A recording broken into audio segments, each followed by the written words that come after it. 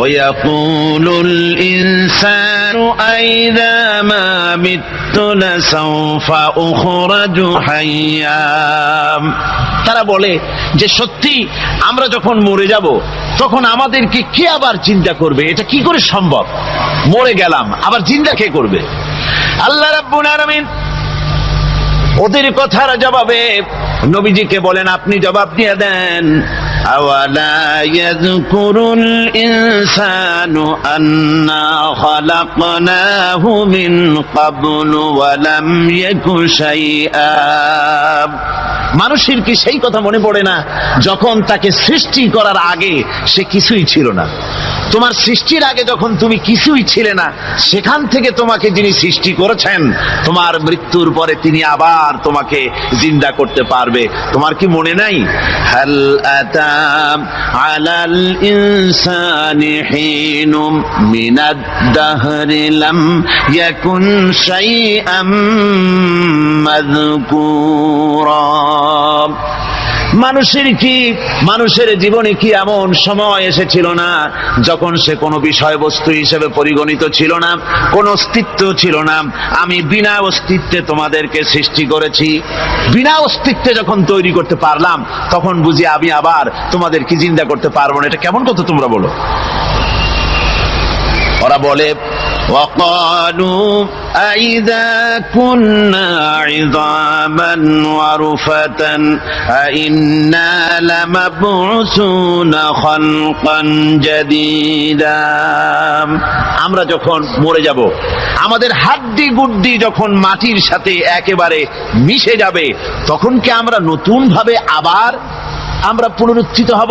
আমাদের কি আবার চিন্তা করা হবে?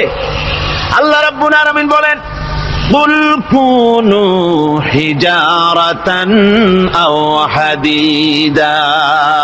ও নবী, শুনিয়ে দেন, তোমরা যদি মরে গিয়া মাটির সাথে মিশে গিয়া যদি পাথরও হয়ে যাও, আর যদি তোমরা লোহাও হয়ে যাও, তারপরেও আল্লাহ রব্বুল আলামিন তোমাদেরকে জিন্দা করবেন, আবার তোমাদের উঠাবেন। ওরা বলে যে আচ্ছা বুঝলাম, কে উঠাবে আমাদের? কেমনে উঠাবে? আল্লাহ পাক বলেন, ফাসায়াকুলুনা মান ইউঈদুনা। ওরা বলে আমাদেরকে কে উঠাবে, আমাদেরকে কে জিন্দা করবে? আল্লাহ পাক জবাবে বলেন, কুলিল্লাযী ফাতারাকুম আউওয়ালা মাররা। যিনি তোমাদেরকে প্রথম সৃষ্টি করেছেন, তিনি আবার তোমাদেরকে জিন্দা করবেন। আল্লাহ পাক সুন্দর করে বোঝাচ্ছেন। এই সব কথা শোনার পরে فَسَيُنْغِضُونَ إِلَيْكَ رُؤُوسَهُمْ وَيَقُولُونَ مَتَى هُوَ। এসব কথা শোনার পরে আল্লাহ বলেন, ওই কাফেরেরা মাথা ঝুলায় ঝুলায় বলে, আচ্ছা তা বুঝলাম। আল্লাহ বলেন, ওরা মাথা ঝুলায় আর বলে, আচ্ছা বুঝলাম, তবে সেই কিয়ামত, মাথা হুয়া, কবে সেই কিয়ামত অনুষ্ঠিত হবে? আল্লাহ বলেন, নবী শোনায় দাও, কুল আসা আইয়াকুনা করিবা। বেশি দেরি নাই, হতে পারে খুবই তাড়াতাড়ি। কি বলা যায়, সে সময়টা অতি নিকটবর্তী হয়ে যেতে পারে, খুবই নিকটবর্তী সে সময়, সেটা বেশি দেরি হওয়ার কথা নয়। আল্লাহ পাক এবার মানুষকে যুক্তি দিয়ে বুঝাচ্ছেন। কোরআনে কারীম মানতে মানুষ অস্বীকার করলে আল্লাহ ডান্ডার ব্যবস্থা করেন নাই। নবীজিকে বলেছেন, ইন্নামা আনতা মুযাক্কিরুন লাস্তা আলাইহিম বিমুসাইতির। ও নবী, আপনি একজন উপদেশক, উপদেশ দিয়ে যান। আপনাকে দারোগা করে বানাই নাই লাঠি চার্জ করার জন্য, পিটায়া মানুষ হেদায়েত করার দরকার নেই। মানুষকে বুঝান, যুক্তি দিয়া বুঝান। আল্লাহ নিজে যুক্তি দিচ্ছেন, আনতুম আশাদ্দু খালকান আমিস সামাউ বানাহা।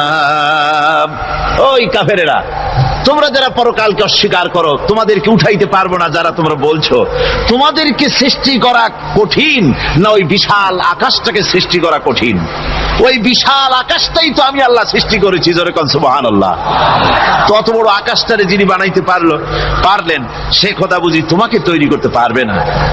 আল্লাহ পাক বলছেন, ফানজুর ইলা আসারি রাহমাতিল্লাহি কাইফা ইউহিল আরদা বাদা মাউতিহা। লক্ষ্য করে দেখো এই পৃথিবীর মাটিকে আল্লাহ কিভাবে জিন্দা করেন, মুর্দা মাটি। এই মাটি চৈত্র বৈশাখ মাসে প্রখর রোদে মাটি ফেড়ে চৌচির হয়ে যায়। এই ফেটে যাওয়া চৌচির মাটিতে আল্লাহ পাক বৃষ্টির পানি দিয়ে এই মাটিকে, এই মৃত্যু মাটিকে আল্লাহ পাক যেভাবে জিন্দা করেন, ইন্না যালিকা লামুহিল মাউতা ওয়া হুয়া আলা কুল্লি শাইইন কাদির, সে আল্লাহ পাক তোমরা মরলে পরে আবার এভাবে জিন্দা করতে পারবেন। জোরে কোন সুবহানাল্লাহ। আমার ভাইয়েরা, আল্লাহ পাকের পরে বলেন দেখো মৃত্যু জমিনকে কেমনে জিন্দা করি। আল্লাহুল্লাযী আরসালার রিয়াহা ফাতুসিরু সাহাবা ফাসুকনাহু ইলা বালাদিম মাইয়িতিন ফাআহইয়ানা বিহিল আরদা বা'দা মাউতিহা কাযালিকান নুশুর। আমি আল্লাহ রাব্বুল আলামিন ওই সমুদ্রের নোনা পানিগুলোকে, সমুদ্রের লবণাক্ত পানিগুলিকে বাষ্পীয় আকারে উত্থিত করে মেঘমালায় পরিণত করি, আর এরপরে বাতাসকে হুকুম করি, বাতাস এই মেঘটারে টেনে নিয়ে যাও অমুক জায়গায়। মেঘ চলে এলো, আল্লাহ রাব্বুল আলামিন বলেন মেঘ এবার বিন্দু বিন্দু করে বৃষ্টি বর্ষণ করে দে। আমার হুকুমে ওই পানিগুলি বৃষ্টি হয়ে বিন্দু বিন্দু হয়ে জমিনে পতিত হয়। আল্লাহ বলেন এভাবে করে বৃষ্টির পানি দিয়া মরা জমিনকে জিন্দা করে দিয়া নববধূ গর্ভ ধারণের যেমন প্রস্তুতি নেয়, বৃষ্টির পানি পায়া মরা জমিন তেমন ফসল ধারণের জন্য প্রস্তুতি নিয়ে নেয়। সুবহানাল্লাহ বিহামদি। এইটা যেভাবে আমি করি, কাযালিকান নুশুর, এইভাবে করে তোমাদের কি কিয়ামতের দিন আমি জিন্দা করতে পারবো? কেমনে অস্বীকার করো? কাইফা তাকফুরুনা বিল্লাহি ওয়া কুনতুম আমওয়াতান ফাহইয়াকুম সুম্মা ইউমীতুকুম সুম্মা ইলাইহি তুরজাউন। কি করে তুমি আমাকে, আমি আল্লাহকে অস্বীকার করো? কুনতুম আমওয়াতান, তুমি ছিলে নিষ্প্রাণ, ফাহইয়াকুম, এরপরে আমি তোমাকে জিন্দা করলাম, সুম্মা ইউমীতুকুম, এরপরে তোমাকে আমি মৃত্যু করব, সুম্মা ইউহয়ীকুম, এরপরে তোমাদেরকে আবার আমি জিন্দা করব, সুম্মা ইলাইহি তুরজাউন, এরপরে তোমাদের সকলকেই আমার কাছে ফিরে আসতে হবে। দেখেন না, আমরা যখন মানুষকে কবরে রাখি, কবরে রাখা তারপরে উপরে মাটি দিয়ে কি বলেন আপনারা? মিনহা খালাকনাকুম, পড়েন মিনহা খালাকনাকুম ওয়া ফিহা নুঈদুকুম ওয়া মিনহা নুখরিজুকুম তারাতান উখরা। এ বান্দা, এই মাটি দিয়া তোরে তৈরি করা হয়েছিল, এ মাটির ভিতরে রেখে গেলাম, আবার এই মাটি থেকে আল্লাহ রব্বুল আলামিন তোমারে জিন্দা করবেন। কিয়ামতের ময়দানে সকলকে উঠতে হবে সেখানে আল্লাহর দরবারে। আল্লাহ পাক বলছেন বান্দা কেমনে অস্বীকার করো? ইন কুনতুম ফি রাইবিম মিনাল বা'স ফাইন্না খালাকনাকুম মিন তুরাব। পরকালকে যারা অস্বীকার করো, কিয়ামতে উঠতে হবে, এটাকে কিভাবে অস্বীকার করো? চিন্তা করে দেখো, তুমি নিষ্প্রাণ মাটি ছিলে, সেই মাটি দিয়েই আমি তোমাকে তৈরি করেছি। আবার আল্লাহ পাক মানুষকে আরো বুঝান, কিয়ামত আছে, পরকাল হবে, আল্লাহর দরবারে উঠতে হবে। আলাম ইয়াকুন নুতফাতাম মিন মানিয়্যিন ইউমনা, তুমি কি মাতৃগর্ভে নিক্ষিপ্ত এক ফোঁটা পানি ছিলে না? সুম্মা কানা আলাকাতান ফাখালাকা ফাসাওয়া, এরপরে তোমাকে মাংসপিণ্ডে, জমাট রক্তে মাংসপিণ্ডে পরিণত করা হলো। এরপরে তোমাকে সুন্দর করে তোমাকে সুগঠিত করা হলো। فجعل منه الزوجين الذكر والأنثى। এরপরে মাতৃগর্ভের ভিতরে আমি এটাকে পুরুষ বানালাম, কন্যা সন্তান অথবা পুত্র সন্তানে পরিণত করলাম। এইটা যে পেরেছে, যিনি পেরেছেন, আলাইসা যালিকা বিকাদিরিন আলা আইয়ুহিয়াল মাউতা।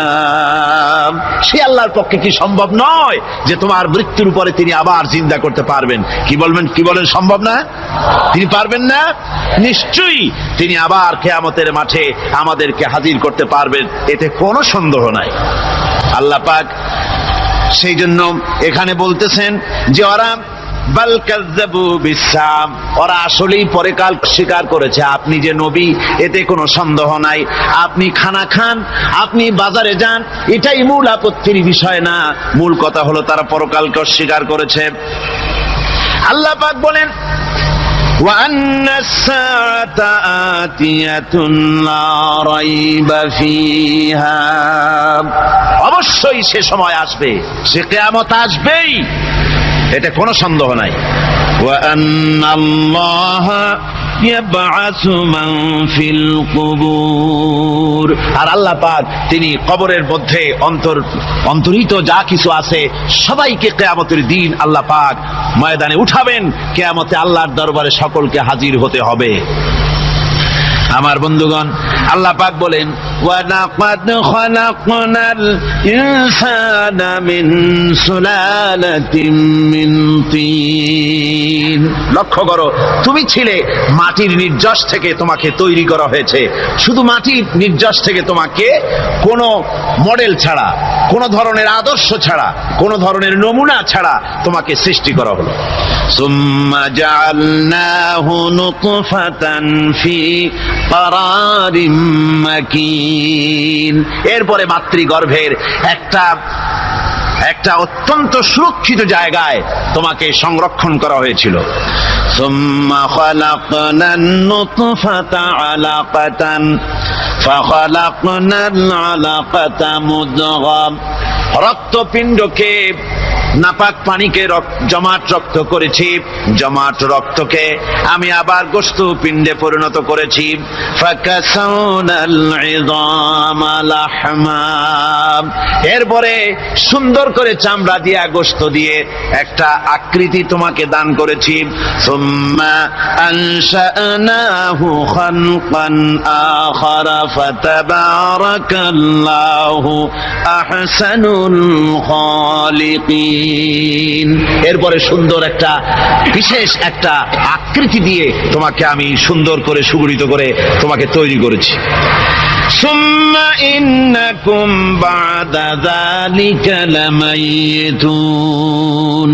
এরপরে আমি আল্লাহ রাব্বুল আলামিন তোমাকে মৃত্যু দেব, অবশ্যই তোমাকে মৃত্যুবরণ করতে হবে।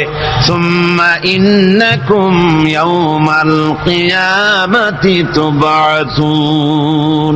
এরপরে কিয়ামতের দিন আসবে, ওই বিশেষ মুহূর্ত আসবে, সেই নির্দিষ্ট সময় আসবে, ওই কিয়ামতের মাঠে আল্লাহর দরবারে তোমাদের সকলকে উঠতে হবে, কোনো সন্দেহ তাতে নাই। আল্লাহ পাক বলছেন وَأَعْتَدْنَا لِمَنْ كَذَّبَ بِالسَّاعَةِ سَعِيرًا। আমার এই পরকালকে, এই আখিরাতকে, কিয়ামতের দিনকে যারা অস্বীকার করবে, যারা মিথ্যা মনে করবে, আমি তাদেরকে জ্বলন্ত আগুনের শাস্তি তাদের জন্য রেখেছি। জোরে বলেন নাউজুবিল্লাহ। সেই কিয়ামত যে দিনটা আল্লাহ পাক মানুষের জন্য রেখেছেন, সেই কিয়ামতের অবস্থা বড়ই মারাত্মক। মানুষেরা তা জানে না। মানুষ যদি তা বুঝতে পারতো, জানতে পারতো, তাহলে মানুষেরা গুনাহের কাজ করতে পারতো না। আপনারা কি চিন্তা করেন, ওই যে কাফের বলি মক্কার জীবনে, রাসূল পাক সাল্লাল্লাহু আলাইহি ওয়াসাল্লামের মক্কি জিন্দেগিতে যে সমস্ত মানুষগুলি চুরি করত, ডাকাতি করত, জিনা করত, বদমাশি করত, মানুষ হত্যা করত, এই লোকগুলি ফিরে আসতো কিসের কারণে? তাদেরকে এই আখিরাতের কথা বলা হয়েছে, এই পরকালের কথা বলা হয়েছে।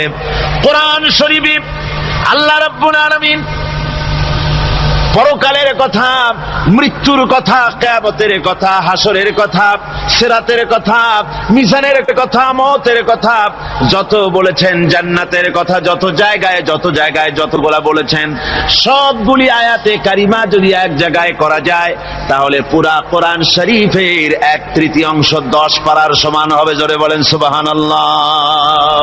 যেহেতু পরকালের চিন্তা ছাড়া মানুষের জীবন পরিচ্ছন্ন হতে পারে না, সুন্দর হতে পারে না, অপরাধ মুক্ত হতে পারে না। আল্লাহ পাক বলেন সেই দিনটি বড়ই ভয়ানক, বিপজ্জনক। ওই দিনটির ব্যাপারে আল্লাহ পাক তার বান্দাদেরকে সতর্ক করে দিয়েছেন, বান্দারা সতর্ক হয়ে যাও, এইভাবে দিন যাবে না, কিয়ামত আসবে। আর ওই কিয়ামত এত মারাত্মক হবে, আল্লাহ সতর্ক করছেন বান্দাদেরকে, ইয়া আইয়ুহান নাসুত্তাকু রাব্বাকুম ইন্না যালজালাতাস সাআতি শাইউন আযীম।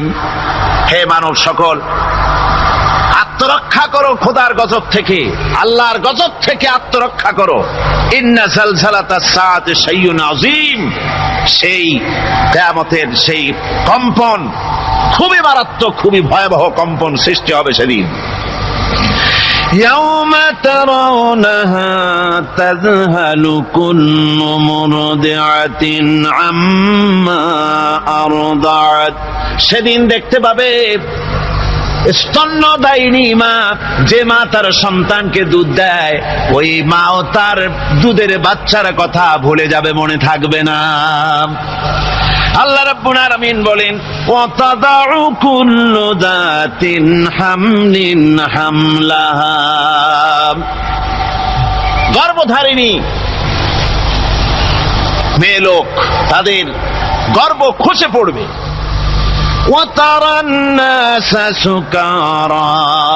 মানুষকে মানুষ দেখতে পাবে, মানুষগুলো উদ্ভ্রান্ত হয়ে পাগলের মতো ছুটাছুটি করছে।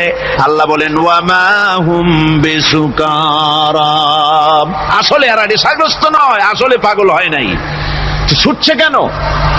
কেন? স্তন্যদায়িনী মা দুধের বাচ্চার কথা ভুলে গেছে। গর্ভধারিণী গর্ভবতী নারী, তার গর্ভ খসে পড়েছে, মানুষ পাগলের মতো দৌড়াচ্ছে। কারণ কি? পাগল তো হয় নাই। আল্লাহ বলেন আসল কারণ হলো ওয়ালাকিন্না আযাবাল্লাহি শাদীদ, আল্লাহর ভয়ঙ্কর আযাব। আর এই সব দৃশ্য, এই সব কম্পন মানুষের মধ্যে ত্রাস সৃষ্টি করে দিয়েছে, এই অবস্থার সৃষ্টি করেছে। আমার ভাইয়েরা, আল্লাহ পাক বলেন ওয়ানযিরহুম ইয়াওমাল আজিফাতি ইযিল কুলুবু লাদাল হানাজির কাযিমিন। ও নবী, মানুষদেরকে আপনি সতর্ক করেন, ওই দিনটা এমন হবে ভয়ের চোটে মানুষের কলিজা তার মুখের কাছে চলে আসবে। মানুষ ভয়তে অস্থির হয়ে যাবে, কলিজা গলার কাছে চলে আসবে। সেই দিনের কথা তাদের শোনায় দেন। ওই দিনটা এমন মারাত্মক দিন, ফাকাইফা তাত্তাকুনা ইন কাফারতুম ইয়াওমা ইয়াজআলু বিলদানা শিবা। সেদিন ভয়ে চিন্তায় যুবক ছেলে বৃদ্ধে পরিণত হয়ে যাবে, কিশোরগুলি তরুণগুলি বৃদ্ধে পরিণত হয়ে যাবে। আমার বন্ধুগণ, মানুষ সেদিন দিক বিদিক হয়ে দৌড়াতে থাকবে, পালাবো কোথায়? আল্লাহ কোরআন শরীফে সব কথা বলে দিয়েছেন। ইয়াকুলুল ইনসানু আইনাল মাফার, কোথায় ভাগবো, পালাবো কোথায়? অস্থির হয়ে মানুষ দৌড়াতে থাকবে, পালাবো কোথায়, যাব কোথায়? আল্লাহ বলেন কাল্লা লা ওয়াজারা ইলা রাব্বিকা ইয়াওমাইযিনিল মুস্তাকার, ভাগবার কোনো রাস্তা নাই, পালাবার কোনো পথ নাই, একমাত্র তোমার রব ছাড়া, আল্লাহর দরবার ছাড়া পালানোর কোনো রাস্তা আজার নাই। আমার বন্ধুগণ, এই কঠিন সময়, এই কঠিন দিনে, পরকালের এই দিনে, কিয়ামতের এই মারাত্মক অবস্থায় সকলকে উঠতে হবে। আল্লাহ পাক বলেন এরপরে কিয়ামত অনুষ্ঠিত হয়ে যাবে। আর বলেন এই মহাগ্রন্থকে স্পর্শ করে শপথ নিচ্ছি, আমি আমার চিন্তা চেতনা, আমার মেধা, আমার প্রজ্ঞা সবটা আমার জাতি, আমার দেশকে উন্নয়নের জন্য, এর সমৃদ্ধির জন্য, এর সংরক্ষণের জন্য আমি আমার জীবনকে উৎসর্গ করি। বাইবেলের উপরে স্পর্শ করে এই শপথ তারা নেন। আমার দেশের প্রেসিডেন্ট, প্রধানমন্ত্রী শপথ নেওয়ার সময় কোরআন শরীফের উপরে হাত রাখে যদি, তাহলে বলা হবে বেচারা মৌলবাদী হয়ে গেছে। এটা করা যাবে না। আর যদি কেউ করে সামান্য কিছু কোরআন না, যদি তসবিহ নিয়েও আসে, তাহলে বুঝতে হবে জাতির সাথে একটা প্রতারণা ছাড়া কিছুই না। কাজী ধর্মের প্রতি আকর্ষণ একটা ভিন্ন জিনিস, সেই জিনিসকে ছেড়ে যারা দেয় তারাই ক্ষতিগ্রস্ত হয়, আর যারা ধরে রাখে তারা দুনিয়ায় ক্ষতিগ্রস্ত হয় না। আল্লাহ পাক এখানে রাসূল করিম সাল্লাল্লাহু আলাইহি ওয়াসাল্লাম একটি হাদিস প্রণিধানযোগ্য কোরআনের ব্যাপারে। হুজুর বলেছেন, আল কোরআন হুজ্জাতুন লাকা ওয়া আলাইক। এই কোরআন হয় তোমার পক্ষের সাক্ষী, না হয় এই কোরআন তোমার বিপক্ষের সাক্ষী। কিয়ামতে এই কোরআন হয় তোমার পক্ষে কাজ করবে, নতুবা এই কোরআন তোমার বিপক্ষে কাজ করবে। দুই অবস্থা থেকে খালি হবে না। হয় কোরআন তোমার পক্ষে সাক্ষী দেবে, না হয় আমরা কি চাই? কিয়ামতে কি চাই? বলেন কি চাই? কোরআনের পক্ষে যদি আমরা সাক্ষী চাই, তাহলে এই কোরআনের পক্ষে আমাদেরকে কাজ করতে হবে। এছাড়া আমাদের নাজাতের কোনো পথ নাই। আমাদের মুক্তির পথ হচ্ছে কোরআন কেন্দ্রিক, রাসূলুল্লাহ হাদিস কেন্দ্রিক। এর বাইরে আমাদের সমস্ত পুঁজি নষ্ট হয়ে যাবে। আমাদেরকে পৃথিবীতে টিকে থাকতে হলে কোরআনের উপরে ভিত্তি করে আমাদেরকে বাঁচতে হবে, টিকতে হবে। কোরআনে কারিমে আল্লাহ রাব্বুল আলামিন অন্যত্র বলেছেন, কুল ইন্নাল খাসিরিনাল্লাযীনা খাসিরু আনফুসাহুম ওয়া আহলিহিম ইয়াওমাল কিয়ামাহ আলা যালিকা হুয়াল খুসরানুল মুবিন। বলো, প্রকৃত দেউলিয়া তারাই যারা কিয়ামতের দিন নিজেকে, নিজের পরিবার পরিবর্গকে এই ক্ষতির দিকে যারা ঠেলে দেবে। ভালো করে শুনে নাও, এটি হচ্ছে সুস্পষ্ট ক্ষতি, সুস্পষ্ট দেউলিয়াপনা। এই ক্ষতি থেকে বাঁচার জন্য আল্লাহ রাব্বুল আলামিন কোরআনে কারীমের মধ্যে বলেছেন, ওয়াল আসরি ইন্নাল ইনসানা লাফি খুসর। পড়েন সবাই, ওয়াল আসরি ইন্নাল ইনসানা লাফি খুসর। মানুষের, সমগ্র মানুষের জীবন ক্ষতিগ্রস্ত। কে বলতেছেন? গা শিউরে ওঠার কথা না? গা শিউরে ওঠে। আল্লাহ বলতেছেন ক্ষতিগ্রস্ত। আপনি যতই মনে করেন আপনার মিল আছে, কল আছে, কারখানা আছে, মন্ত্রী, টাকা পয়সা আছে, প্রেসিডেন্ট হয়েছেন, প্রধানমন্ত্রী হয়েছেন, আপনার জীবন সফল হয়েছে, আল্লাহ বলেন না, জীবন ব্যর্থ, জীবন বিফল, জীবন ক্ষতিগ্রস্ত। তাম পৃথিবী সমস্ত মানুষ ক্ষতিগ্রস্ত, ব্যর্থ। চারটা কাজ করলে সফল হবে। কয়টা কাজ? জোরে বলেন, কয়টা কাজ? ইল্লাল্লাযীনা আমানু ওয়া আমিলুস সালিহাতি ওয়া তাওয়াসাউ বিল হাক্কি ওয়া তাওয়াসাউ বিস সাবর। চারটা কাজ করলে জীবন হবে সফল। এই ব্যর্থতা থেকে, এই ক্ষতি থেকে যদি বাঁচতে চাই কিনা? কারা কারা চাই? দেখাই তো হাত। কারা কারা চাই? ক্ষতির হাত থেকে বাঁচতে চাই কারা? আলহামদুলিল্লাহ, হাত নামান। ক্ষতির হাত থেকে যারা বাঁচতে চান, আল্লাহ রাব্বুল আলামিন তাদের জন্য ফর্মুলা পেশ করেছেন, ইল্লাল্লাযীনা আমানু ওয়া আমিলুস সালিহাতি ওয়া তাওয়াসাউ বিল হাক্কি ওয়া তাওয়াসাউ বিস সাবর। আল্লাহ পাক বলেন, চারটি কাজ করলে জীবন সফল হয়ে যাবে। কয়টা কাজ? চারটা কাজ করলে জীবনটা সফল হয়ে যাবে। এক নম্বরে ঈমান। এক নম্বরে কি? ঈমান। এটাই হচ্ছে ফাউন্ডেশন। ক্ষতি থেকে বাঁচার জন্য প্রথম যে গুণটি, সেটির নাম হচ্ছে ঈমান। ইসলামে ঈমানের স্থান সর্বপ্রথম, তারপরই হচ্ছে ইসলাম। ঈমান আগে, তারপরে কি? ইসলাম। ইসলাম হচ্ছে বীজ, ঈমান হচ্ছে বীজ, আর ইসলাম হচ্ছে চারা, গাছ। এটা হচ্ছে ভিত্তি। এই ভিত্তিকে সর্বপ্রথম মজবুত করতে হবে। ঈমানের ভিত্তি,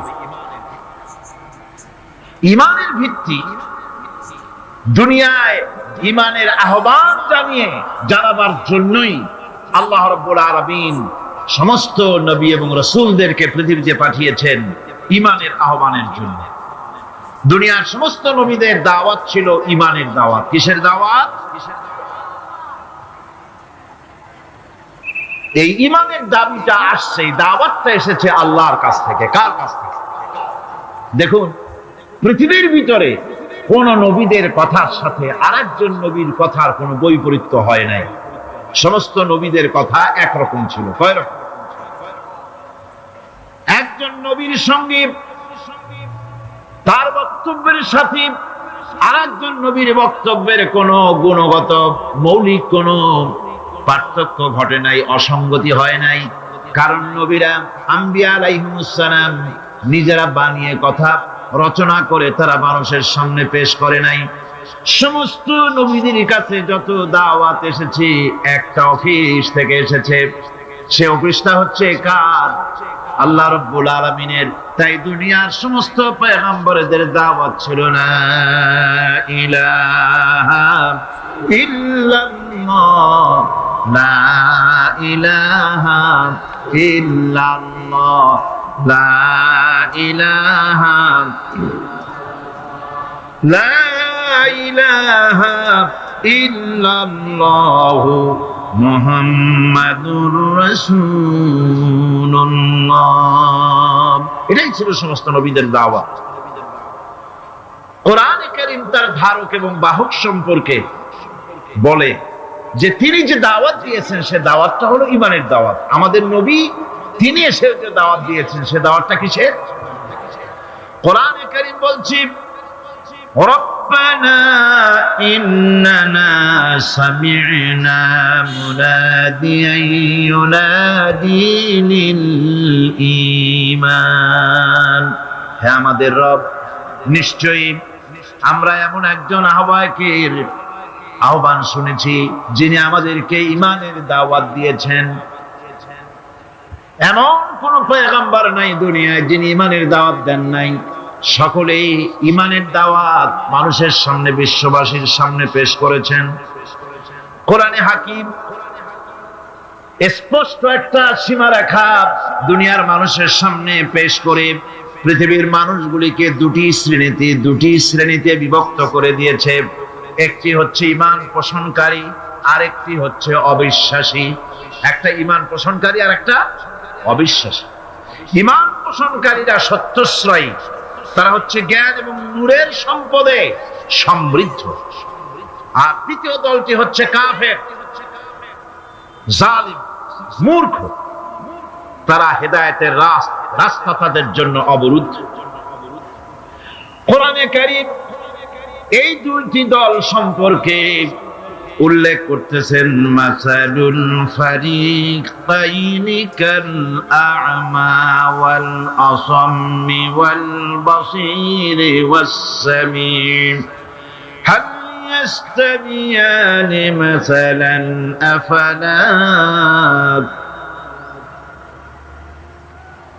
কোরআন শরীফ বলছে, হাল ইয়াস্তাবিয়ানি মাসালান আফালা তাযাক্কারুন। দুইটি শ্রেণীতে আল্লাহ পাক ভাগ করে দিয়েছেন। একটা শ্রেণী হচ্ছে অন্ধ, বোবা, বধির। আরেকটি যারা শুনতে পায়, চোখে দেখতে পায়। এই দুটি কখনো এক নয়, সমান নয়। এ দুটির রাস্তা আলাদা। কাফেরের রাস্তা আর ইমানদারদের রাস্তা সম্পূর্ণ ভিন্ন। আল্লাহ রাব্বুল আলামিন ঈমান এবং কুফরের পার্থক্য বলে দেওয়ার জন্য গোটা মানব জাতির মধ্যে স্পষ্ট করে বলেছেন, লা ইকরাহা ফিদ-দীন ক্বাদ তাবায়্যানার রুশদু মিনাল গায়ব দিনের ব্যাপারে জোর জবরদস্তি নেই। এখানে হেদায়েতের পথ এবং গোমরাহি, হেদায়েতকে গোমরাহির পথ থেকে সম্পূর্ণ আলাদা করে দেওয়া হয়েছে। লা ইকরাহা ফিদ্দীন, দিনের ব্যাপারে কোনো জোর জবরদস্তি নেই। যারা ধর্মনিরপেক্ষবাদী তারা এই আয়াতটাকে নিজেদের মতবাদকে প্রতিষ্ঠার লক্ষ্যে অনেক সময় কাজে লাগায়। দুটি আয়াতকে তারা বেশি ব্যবহার করে। একটা হচ্ছে লাকুম দীনুকুম ওয়ালিয়া দীন, আর একটা হচ্ছে লা ইকরাহা ফিদ্দীন। এই দুইটি আয়াতকে ধর্মনিরপেক্ষবাদীরা ব্যবহার করে। এই দুটির কোনটি তাদের আদর্শকে বোঝাবার লক্ষ্যে ব্যবহারের কোনো সুযোগ নাই। লা ইকরাহা ফিদ্দীন, ধর্মের ব্যাপারে কোনো বাড়াবাড়ি নাই, জোর জবরদস্তি নাই। এ কথা বলা হয়েছে এই কারণে যে কোন বিধর্মীকে, অমুসলিমকে ভয় দেখিয়ে, লোভ দেখিয়ে অথবা কোন ক্রমে কোন প্রকার চাপ সৃষ্টি করে তাকে মুসলমান বানানো যাবে না। এমনকি সূরা তওবার মধ্যে এসেছে, যুদ্ধ চলাকালীন সময়, জিহাদ চলাকালীন সময় কোন অমুসলিম যদি ইসলাম জানার জন্য তোমাদের তাঁবুতে আসে, তাহলে তুমি তাকে ইসলাম বুঝাও। ইসলাম শোনার পরে যদি মেনে নেয় ভালো কথা, আর যদি না মানে তাকে তার তাঁবু পর্যন্ত ফিরে যেতে চাও, ফিরে যেতে দাও। মাঝপথে তাকে আক্রমণ করা যাবে না। ধর্মের ব্যাপারে কোনো বাড়াবাড়ি নাই। লা ইকরাহা ফিদ্দীন, এর দ্বারা ধর্মনিরপেক্ষতার কোনো কথা বোঝানো হয়নি। আর লাকুম দীনুকুম ওয়ালিয়া দীন, এটা ছিল কাফেরদের সেই বক্তব্যের প্রেক্ষিতে যেখানে কাফেররা বলেছিল মুহাম্মদ সাল্লাল্লাহু আলাইহি ওয়াসাল্লাম, আসুন আমরা এক কাজ করি, সেটা হলো ধর্ম নিয়ে আমাদের মধ্যে যে বাকবিতণ্ডা হচ্ছে, আমরা ধর্মকে 50-50 ভাগ করে দিই। কিছুদিন আমরা গিয়া আপনার আল্লাহরে সেজদা দেই, আর কিছুদিন আপনারা আমাদের মূর্তিগুলিকে প্রণাম করুন। এই প্রস্তাব যখন রাখল, আল্লাহ রাব্বুল আলামিন সূরা কাফিরুন অবতীর্ণ করে দিলেন, কুল ইয়া আইয়ুহাল কাফিরুন লা আ'বুদু মা তা'বুদুন। হে কাফেরেরা, হে অবিশ্বাসীরা, নবী আপনি বলুন, হে অবিশ্বাসীরা, তোমরা যার ইবাদত করো আমরা তার ইবাদত করি না, আবার আমরা যার ইবাদত করি তোমরাও তার ইবাদত করো না। সুতরাং লাকুম দীনুকুম ওয়ালিয়া দীন, সুতরাং তোমাদের দিন তোমাদের জন্য, আমাদের দিন আমাদের জন্য। এখানে নিরপেক্ষতার কথা বলা হয় না, এখানে পক্ষের কথা বলা হয়েছে। কিসের পক্ষ? ধর্মের পক্ষ। কিসের পক্ষ? হিন্দু, খ্রিস্টান, বৌদ্ধ, তোমরা তোমাদের ধর্মের পক্ষে থাকো। মুসলমান, তোমরা তোমাদের ধর্মের পক্ষে থাকো। ধর্মের ব্যাপারে নিরপেক্ষ হওয়ার কোনো সুযোগ নাই। আছে নাকি সুযোগ? আমি পার্লামেন্টে বলেছি এই কথা, যে একটা ধর্মের উপরে বিশ্বাস করে নিজেকে একটা ধর্মের পক্ষের ব্যক্তি হিসাবে ঘোষণা করে, কেউ বলছে, দাবি করছে আমি হিন্দু, কেউ বলছে আমি বৌদ্ধ, কেউ বলছে আমি খ্রিস্টান, কেউ বলছে আমি মুসলমান। নিজেকে একটা ধর্মের বিশ্বাসী ঘোষণা করার পর আমি ধর্মনিরপেক্ষ, এই কথাটা মিথ্যা, বানোয়াট, জালিয়াতি, প্রতারণা, মুনাফিক। কোন ধর্মের অনুসারী ব্যক্তি ধর্মনিরপেক্ষ হতে পারে না। কেবলমাত্র নাস্তিক, যারা আল্লাহরে মানে না, আল্লাহকে স্বীকার করে না, ওরা বলতে পারে আমরা ধর্মনিরপেক্ষ, ধর্মের ব্যাপারে আমরা নিরপেক্ষ, গুলো মানি না, বিশ্বাস করি না। কিন্তু যারা ধর্মে মানে, সে যে ধর্মেরই হোক না কেন, সে ব্যক্তি ধর্মনিরপেক্ষ যদি দাবি করে, এটা মিথ্যে কথা, এটা মুনাফিকি ছাড়া কিছু হতে পারে না। মুসলমানকে, যে কোনো জাতিকে যে ধর্মে আছে ধর্মের পক্ষে থাকায় কথাই বলা হয়েছে। এখন আমি বলতেছিলাম ইমানের কথা। ইমান আগে আনতে হবে, ঈমান সম্পর্কে আল্লাহ রাব্বুল আলামিন বলতেছেন ঈমান হলো আগে, তারপরে ইসলাম। আবার ঈমান আনার আগে আবার কুফরি একটা শব্দ আছে, সেটা হলো ফামান ইয়াকফুর বিত-তাগুতি ওয়া ইউমিন বিল্লাহি ফাকাদ ইসতামসাকা বিল উরওয়াতিল উসকা লা ইনফিসামা লাহা ওয়াল্লাহু সামিউন আলীম। ফামান ইয়াকফুর বিত-তাগুত, যে ব্যক্তি তাগুতকে অস্বীকার করেছে, সর্বপ্রথম তাগুতকে অস্বীকার করতে হবে। ওয়া ইউমিন বিল্লাহ, আর এরপরে আল্লাহর উপরে যে ঈমান আনলো, ফাকাদ ইসতামসাকা বিল উরওয়াতিল উসকা, সে এমন এক শক্ত অবলম্বন ধারণ করলো যা তাকে কোনো কিছুই বিচ্ছিন্ন করবে না, ধ্বংস করে দেবে না। সুবহানাল্লাহ। এখন সত্যিকারের ঈমানদারের পরিচয়টা কি? কোরআনে কারীম সত্যিকারের ঈমানদারের পরিচয় এভাবে পেশ করতেছে, ইন্নামাল মুমিনুনা আল্লাযীনা আমানু বিল্লাহি ওয়া রাসূলিহি সুম্মা লাম ইয়ারতাবু وجاهدوا بأموالهم وأنفسهم في سبيل الله أولئك هم الصادقون। ঈমানের দাবিতে সত্যবাদী কারা? ইন্নামাল মুমিনুনা আল্লাযীনা আমানু বিল্লাহি ওয়া রাসূলিহি, সত্যিকারের মুমিন তো তারা যারা নাকি ঈমান এনেছে আল্লাহর উপর এবং রাসূলের উপরে। এই ঈমান আনার পর সুম্মা লাম ইয়ারতাবু, এরপরে কোন সন্দেহে সে নিপতিত হয় নাই, কোন সন্দেহ তার মনের মধ্যে জায়গা পায় নাই, আর সে আল্লাহর রাস্তায় জিহাদ করেছে মাল দিয়ে, জান দিয়ে। উলাইকা হুমুস সাদিকুন, এরাই হলো ঈমানের দাবিতে সত্যবাদী।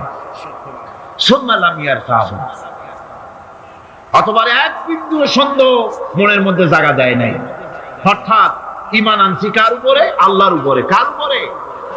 আর তার রাসূলের উপরে। আল্লাহ এবং রাসূলের উপরে ঈমান আনার পর যারা আল্লাহ এবং রাসূলের বিধান জীবনের সকল ক্ষেত্রে মানতে পারে নাই, তারাই সন্দেহে নিপতিত হয়েছে। কথা বুঝতে পেরেছেন? তাদের সন্দেহ এই কোরআন মানুষের জীবন, তার সম্পদ, তার রাজনীতি, তার অর্থনীতি পরিচালনা করতে পারে না। সেই জন্য ধর্মের ব্যাপারে কোরআন মানি, ধর্মের ব্যাপারে নামাজ আর রোজা মানি, কিন্তু রাজনীতিতে ধর্ম মানি না। এটাই হলো সন্দেহ। এটাই কি? সন্দেহ, অবিশ্বাস। জীবনকে তারা দুইটা ভাগ করেছে, এক ভাগ রাজনীতির জন্য, আর এক ভাগ কিসের জন্য? ধর্মের জন্য। আব্দুল্লাহর তেলাওয়াতের জ্বালায় এত জোরে তেলাওয়াত করে ঘুমাইতে পারি না, বিশ্রাম করতে পারি না। নবীজি বললেন, তোমরা আব্দুল্লাহকে তেলাওয়াত করতে দাও, যত খুশি জোরে তেলাওয়াত করুক। তার কারণ হলো তার ঈমানটা এত চড়া দামে ঈমান এনেছে, পরনের লুঙ্গিটাও আনতে পারে নাই। ইত্যবসরের তাবুকের যুদ্ধের দামামা বেজে উঠেছে, রোমানদের সাথে রাসূলুল্লাহর যুদ্ধ হবে। আল্লাহ নবী সাহাবায়ে কেরামদেরকে একত্রিত করে যুদ্ধের প্রস্তুতি নিলেন। সমস্ত লোকেরা টাকা পয়সা দিল, মহিলারা সোনা দানা দিলেন, সবগুলি নিয়ে রাসূলুল্লাহ রওনা করলেন। 30,000 সৈন্য নিয়ে নবীজি রওনা করেছেন তাবুকের দিকে। আর 2 লক্ষ সৈন্য আসছে রোমানদের। কিছু দূর যাওয়ার পরে হযরত আব্দুল্লাহ নবীজির সামনে এসে দাঁড়ালেন, বললেন, ইয়া রাসূলুল্লাহ, সাহাবায়ে কিরাম পুরুষ আর নারীরা যা তাদের কাছে ছিল সব খুলে খুলে আপনাকে দিয়ে দান করেছে জিহাদের জন্য। আমার কাছে কিছুই নাই, আমি তো কিছু দিতে পারলাম না। হে রাসূল, আমি আপনার কাছে দোয়া চাই, আপনি আমার জন্য দোয়া করেন, আমি যেন এই জিহাদের ময়দানে আমার জীবনটা দিয়া যেন ইসলামকে সাহায্য করতে পারি। নবীজি বললেন, একটা গাছের বাকল নিয়ে আসো। হযরত আব্দুল্লাহ গাছের বাকল নিয়ে আসলেন। আল্লাহ নবী বাকলটা হযরতে আব্দুল্লাহর হাতে বেঁধে দিয়ে বললেন, আয় আল্লাহ, আমি আব্দুল্লাহর রক্তকে কাফেরদের জন্য হারাম করে দিলাম। হযরতে আব্দুল্লাহ কেঁদে উঠলেন, বললেন, ইয়া রাসূলুল্লাহ, আমার আশা ছিল জিহাদের ময়দানে যুদ্ধ করে শহীদ হয়ে জান্নাতে যাব, আর আপনি আমার রক্ত কাফেরদের জন্য হারাম করে দিলেন। আল্লাহর নবী বলেন, আব্দুল্লাহ, কোনো চিন্তা করো না, এখন যদি তোমার জ্বরেও মৃত্যু হয়, ঘরের মধ্যে বসে আল্লাহ তোমাকে শাহাদাতের দরজা দিবে। তাবুকের প্রান্তরে সাহাবায়ে কেরাম উপস্থিত হলেন, রোমান 2 লক্ষ সৈন্যরা। আল্লাহর নবী নিজে এসেছেন শুনে ভয়তে পালিয়ে গেল, বিনা যুদ্ধে জায়গা দখল হয়ে গেল। নবীজি সেখানে 20 দিন অপেক্ষা করলেন, চতুর্দিকে দ্বীনের দাওয়াত ছড়াতে লাগলেন।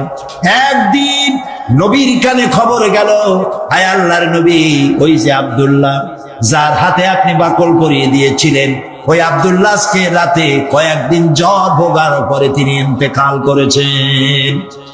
নবীজি তাকে গোসল এবং কাফনের ব্যবস্থা করতে লাগলেন, করতে বললেন, এবং নিজে গিয়ে জানাজার ব্যবস্থা করবেন বললেন। কবর খোঁড়া হলো, কবরের পাশে একজন ছোট্ট একটা লাইট নিয়ে দাঁড়ায় আছে, টিম টিম করে জ্বলছে।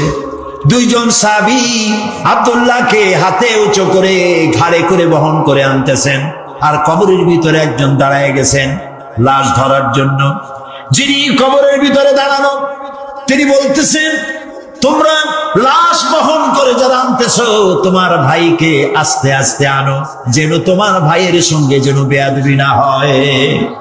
কবরের ভিতরে দাঁড়িয়ে যিনি আব্দুল্লাহর লাশ ধরে কবরে শোয়াই দিলেন, তিনি আর কেউ নন, তিনি রহমতের নবী, বিশ্ব নবী মুহাম্মদুর রাসূলুল্লাহ। নিজ হাতে কবরে শোয়াই দিলেন।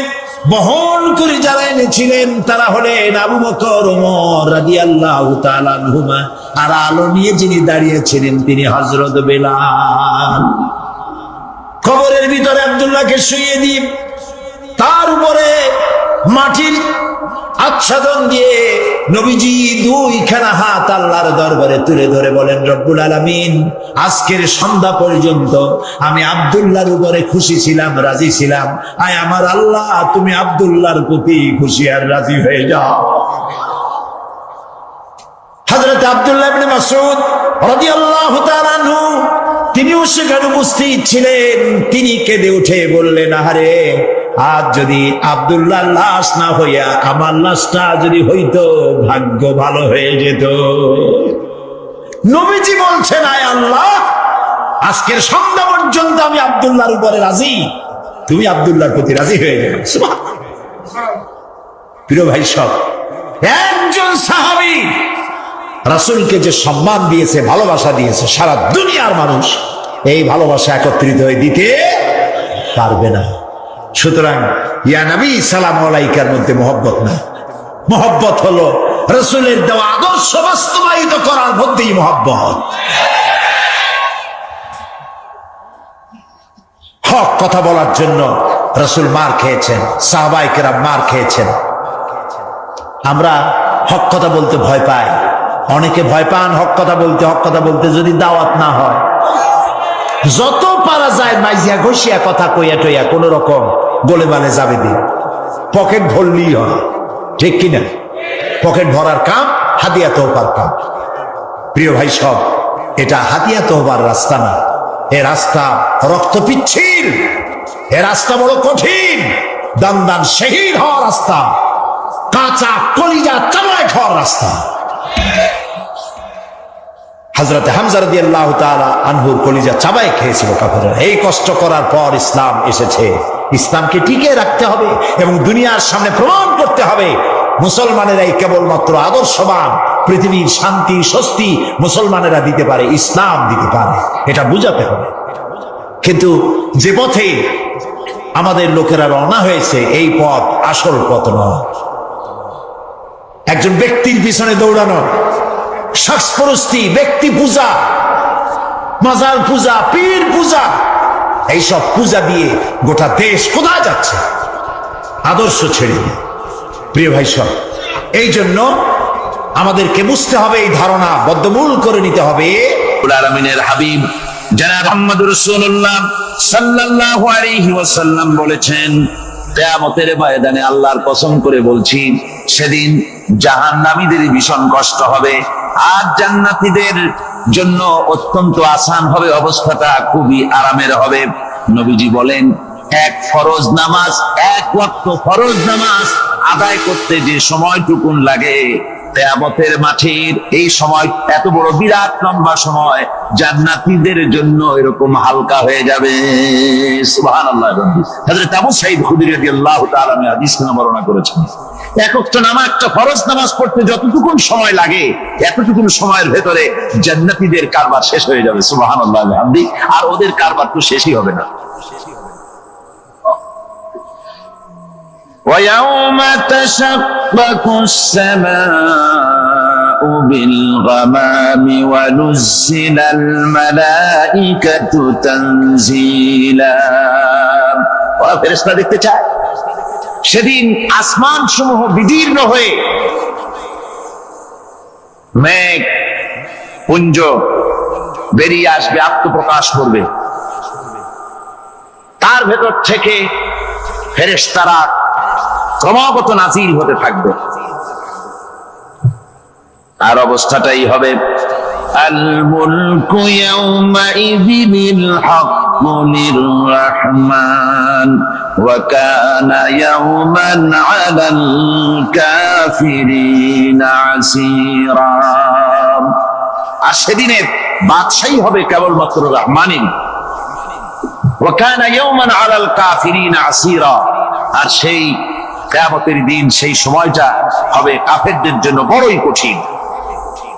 এখানে কিয়ামতের কিছু কথা বলা হচ্ছে, কিছু আভাস দেওয়া হচ্ছে যে আসমান সমূহ বিদীর্ণ হয়ে মেঘ পিণ্ড বেরিয়ে আসবে এবং তার থেকে ক্রমাগত ফেরেশতারা নাযিল হতে থাকবে। আল্লাহর হাবিব বলেছেন, কেউ যদি কিয়ামতের দৃশ্য দেখতে চায়, সেজন্য সূরা ইজা শামসু কুবিরাত ওয়া ইজা সামাউ ফাতারাত, ইজা সামাউ শাক্কাত, এই সূরাগুলি যেন পড়ে, তাহলে কিয়ামতের দৃশ্য তার চোখের সামনে প্রতিভাত হবে। কিয়ামতের দৃশ্যটা আসলে কেমন হবে, সেই সূরাগুলি তেলাওয়াত করলে সে বুঝতে পারবে। যেমন আল্লাহ পাক বলছেন, إذا السماء فطرت وإذا الكواكب انتثرت وإذا البحار فجرت وإذا القبور بعثرت। যখন আকাশসমূহ চূর্ণ বিচূর্ণ হয়ে যাবে আর তারকাসমূহ বিক্ষিপ্ত হয়ে পড়বে, সমুদ্র মহাসমুদ্রগুলি দীর্ণ বিদীর্ণ হয়ে যাবে, কবরগুলি সব উদ্গীরণ করে দেবে, তার মধ্যে যা আছে সে সবগুলি। আবার আল্লাহ পাক বলেন, ইযা শামসু কুবিরাত ওয়া ইযান নুজুমুন কাদারাত ওয়া ইযাল জিবালু সুয়িরাত। সূর্য যখন ঢেকে যাবে, তারকাগুলি যখন বিপর্যস্ত হয়ে যাবে, আর পাহাড়গুলি যখন চালিয়ে দেওয়া হবে, এই দৃশ্য তোমরা দেখতে পাবে।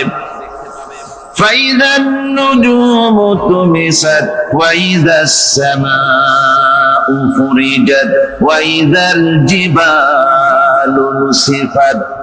সেদিন অবস্থা এমন হবে, সমস্ত তারকাগুলি স্তিমিত হয়ে যাবে আর আকাশ সমূহ দীর্ণ বিদীর্ণ হয়ে যাবে, আর দেখতে পাবে পাহাড়গুলি, সমস্ত পাহাড়গুলিকে উড়িয়ে দেওয়া হবে। আবার অবস্থা আরো কি হবে, فإذا برق البصر وخسف القمر وجمع الشمس والقمر। যখন চক্ষু বিস্ফারিত হয়ে যাবে মানুষের, চাঁদ আর সূর্য নিষ্প্রভ হয়ে যাবে, সব একাকার হয়ে যাবে, চন্দ্র এবং সূর্য তার অস্তিত্বকে হারিয়ে ফেলবে। শুধু তাই নয়, ওয়াহুমিলাতিল আরদু ওয়াল জিবালু ফাদুক্কাতা দাক্কাতাও ওয়াহিদা। জমিন ও পাহাড়গুলির মধ্যে সংঘর্ষ লাগিয়ে দেওয়া হবে, আর তা এক ধাক্কায় জমিন এবং সমস্ত পাহাড়গুলি চূর্ণ বিচূর্ণ হয়ে যাবে। সুবহানাল্লাহি ওয়া বিহামদিহি। আল্লাহ রাব্বুল আলামিন বলছেন, এইভাবে করে কিয়ামতের দৃশ্য, বিভীষিকাময় দৃশ্য তোমরা দেখতে পাবে। আর সেদিনের রাজত্বটা কার হবে? আল মুলকু ইয়াউমাইযিনিল হাক্কু লির-রাহমান। সেদিনের রাজত্ব হবে কেবলমাত্র রহমানের।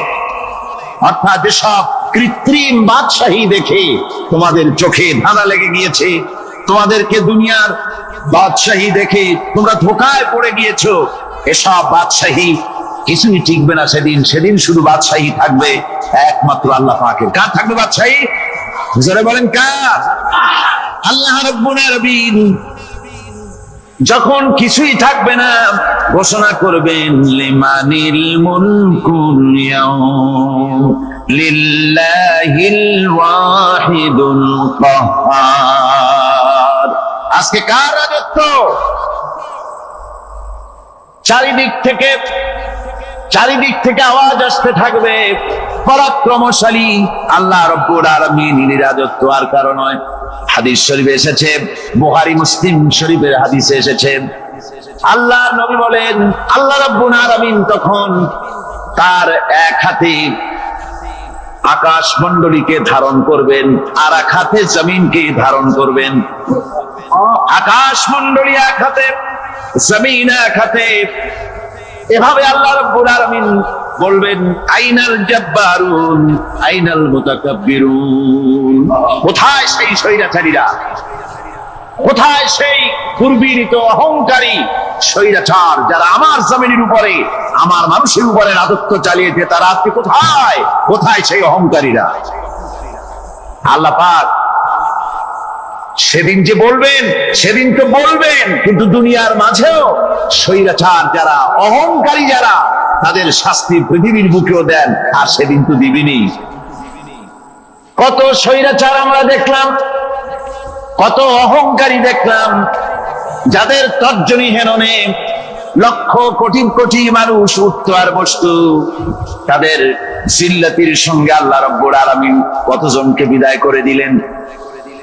ফুলের মালা নিয়ে কুলাতে পারে নাই, পা থেকে শুরু করে গলা পর্যন্ত ফুলের মালা দিয়া ডুবাই দিল ভক্তরা।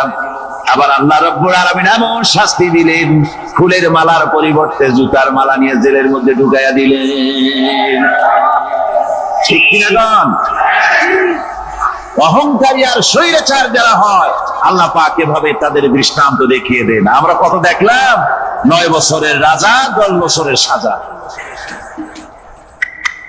পৃথিবীর মুখে যারা অহংকার করে, যারা স্বৈরাচার হয়, আল্লাহর আইনকে যারা বৃদ্ধঙ্গুষ্টি প্রদর্শন করে, আল্লাহ পাক তাদের জমিনেও দেখান। এখানে চূড়ান্ত ফয়সালা আল্লাহ করেন না, আসল ফয়সালার জায়গা তো আছেই, তবে এখানে নমুনা দেখায় দেন। কিন্তু মুশকিল হচ্ছে, ইতিহাসের সবচাইতে বড় শিক্ষা হলো ইতিহাস থেকে মানুষেরা শিক্ষা গ্রহণ করে না। একজনে যে কাম করে বিপদে পড়ে, আর একজন এসে আবার সেই পথেই অগ্রসর হয়, নিশ্চিত মৃত্যুর পথে। আমার বন্ধুগণ, আল্লাহ পাক বলছেন সেই দিন আমার রাজত্ব হবে, আর কারো রাজত্ব হবে না। وَكَانَ يَوْمًا عَلَى الْكَافِرِينَ عَسِيرًا। আর ওই দিনটা, ওই কিয়ামতের দিন হবে কাফেরদের জন্য সবচাইতে কঠিন।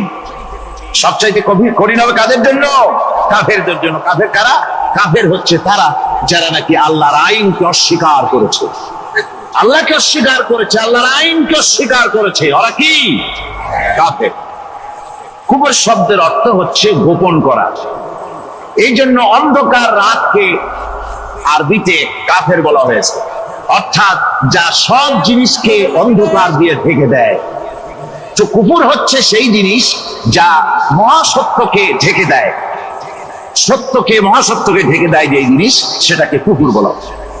আর এই কাফের অন্ধকারে ঘুরে মরে, সে কোন আলোর খোঁজ পায় না।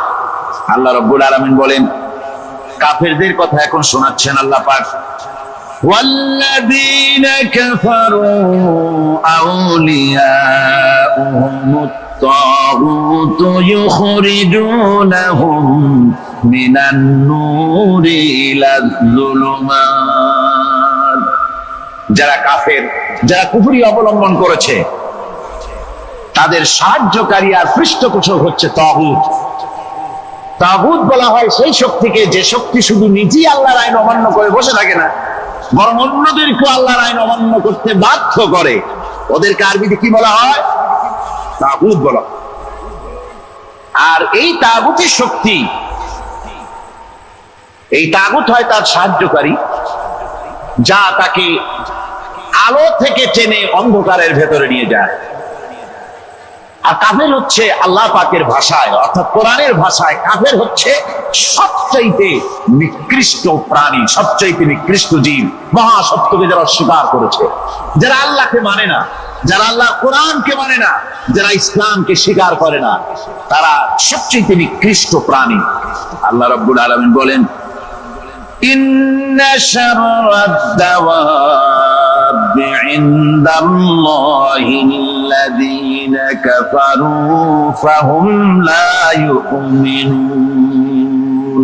নিশ্চয়ই আল্লাহর জমিনে সব বিচরণশীল জীব যত আছে, আল্লাহ বলছেন আমার জমিনে বিচরণশীল জীব যত আছে তার মধ্যে সবচাইতে নিকৃষ্ট প্রাণী হলো যারা ঈমান আনে নাই, যারা বিশ্বাস করে না আমি আল্লাহকে, যারা পরকালকে বিশ্বাস করে নাই, যারা কোরআনকে বিশ্বাস করে নাই, যারা ইসলামকে বিশ্বাস করে নাই, পৃথিবীর মধ্যে তারা সবচাইতে নিকৃষ্টতম প্রাণী। আল্লাহ বলেন শুধু নিকৃষ্ট জনক নিকৃষ্ট প্রাণী বললেই সারে না, এরা হলো চতুষ্পদ জানোয়ারের মতো। কে বলতেছেন? আমি বলছি না, কিন্তু আল্লাহ পাক বলতেছেন চতুষ্পদ জানোয়ারের মতো কাফেরেরা। وَمَثَلُ الَّذِينَ كَفَرُوا كَمَثَلِ الَّذِي يَنْعِقُ بِمَا لَا يَسْمَعُ إِلَّا دُعَاءً وَنِدَاءً। এই কাফেরদের দৃষ্টান্ত হচ্ছে সেই রাখালের মতো, যে রাখাল তার পশুদেরকে ডাকে, আর ওই পশুরা একটা ডাক শোনে মাত্র, কিন্তু কি যে বলে তা তো পশুতে বোঝে না। কথা বুঝতে পেরেছে? সুম্মুন বুকুমুন উমিয়ুন ফাহুম লা ইয়াকিলুন। এরা বোবা, এরা বধির, এরা অন্ধ, এ কারণেই কোনো কথা বোঝে না। এরা চতুষ্পদ জানোয়ারের চাইতেও নিকৃষ্ট। যাদেরকে আমি আল্লাহ বলেন, যাদেরকে আমি চোখ দিলাম, চোখ থাকতে হক দেখলো না, সব দেখলো। হক দেখে নাই চোখ দিয়া, এই চোখ দিয়া সব দেখলো। নারীর সৌন্দর্য উপভোগ করলো, আর নারীর অঙ্গ প্রত্যঙ্গ নিয়ে নানা ধরনের গল্প লিখলো, কবিতা লিখলো, কিন্তু এই সৌন্দর্য যিনি দিলেন তারেও চিনল না। আছে না কত কবি আমাদের দেশে? আমার দেশের সেই কবি জাতীয় পুরস্কার পায় যে কবি নারীর বিশেষ বিশেষ অঙ্গ নিয়ে বেশি করে নির্লজ্জ কবিতা লিখতে পারে, ওই হলো সবচেয়ে বড় কবি। আমার বন্ধুগণ, একজন বুজুর্গ ব্যক্তি তিনি পথ দিয়ে যাচ্ছিলেন, তো সে পথে এক সুন্দরী যুবতী মেয়েকে দেখে সেই যুবতী মেয়ের দিকে এই বুজুর্গ ব্যক্তি এক নজরে তাকায় আছে। তখন এই ঘটনাটাকে কবি এভাবে লিখতেছেন সাজায়, একদা সুখদায়ক প্রমোদা বদন দর্শন করিব ঝরিল নয়ন, হেসে কহে সে রূপসী সবিস্ময় মন, কহ দেখি মহাশয় কহ কি কারণ, বিষয় বিরাগী তুমি ভুবনে প্রচার, কি হেতু জন্মিল তব মানস বিকার, সামান্য ললনা রূপ করি দর্শন, উচিত না হয় তব অশ্রু বরিশন। বুজুর্গ ব্যক্তি ওই মহিলার দিকে তাকিয়ে তাকিয়ে কাঁদতেছেন। সুন্দরী মহিলা বলেন, আল্লাহর বুজুর্গ বান্দা, আপনি এলাকার ভিতরে বুজুর্গ এবং পীর হিসাবে, বুজুর্গ ব্যক্তি হিসাবে আপনি বিখ্যাত। আজকে আমাকে এখানে দেখে আপনি আমার দিকে তাকায় আমার রূপ উপভোগ করতেছেন আর কাঁদতেছেন। আপনার মতো সংসার বিরাগী মানুষ আমার মতো একটা সুন্দরী মেয়েকে দেখে ভাবে কাঁদা ঠিক না। বুজুর্গ ব্যক্তি বলছেন, হেসে কহিলাম বলে করহ শ্রবণ, নেত্র ঝরে তবু হেতু ভেব না এমন, যে শিল্পী রচিল ওই সুধাংশু বদন, তাহার তরে ঝরে নেত্র নয়নে জীবন।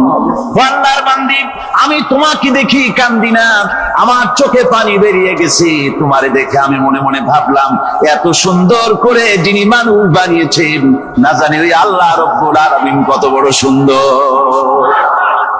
আমার ভাইরা, সুতরাং চোখ থাকতে ওরা আল্লাহ রাব্বুল আলামিনের কুদরত ওরা দেখে নাই, কান থাকতে কোরআনের আওয়াজ ওদের কানের মধ্যে ঢোকে নাই, বিবেক থাকতে আল্লাহর দ্বীনকে বুঝতে পারে নাই, চিন্তা করতে পারে নাই।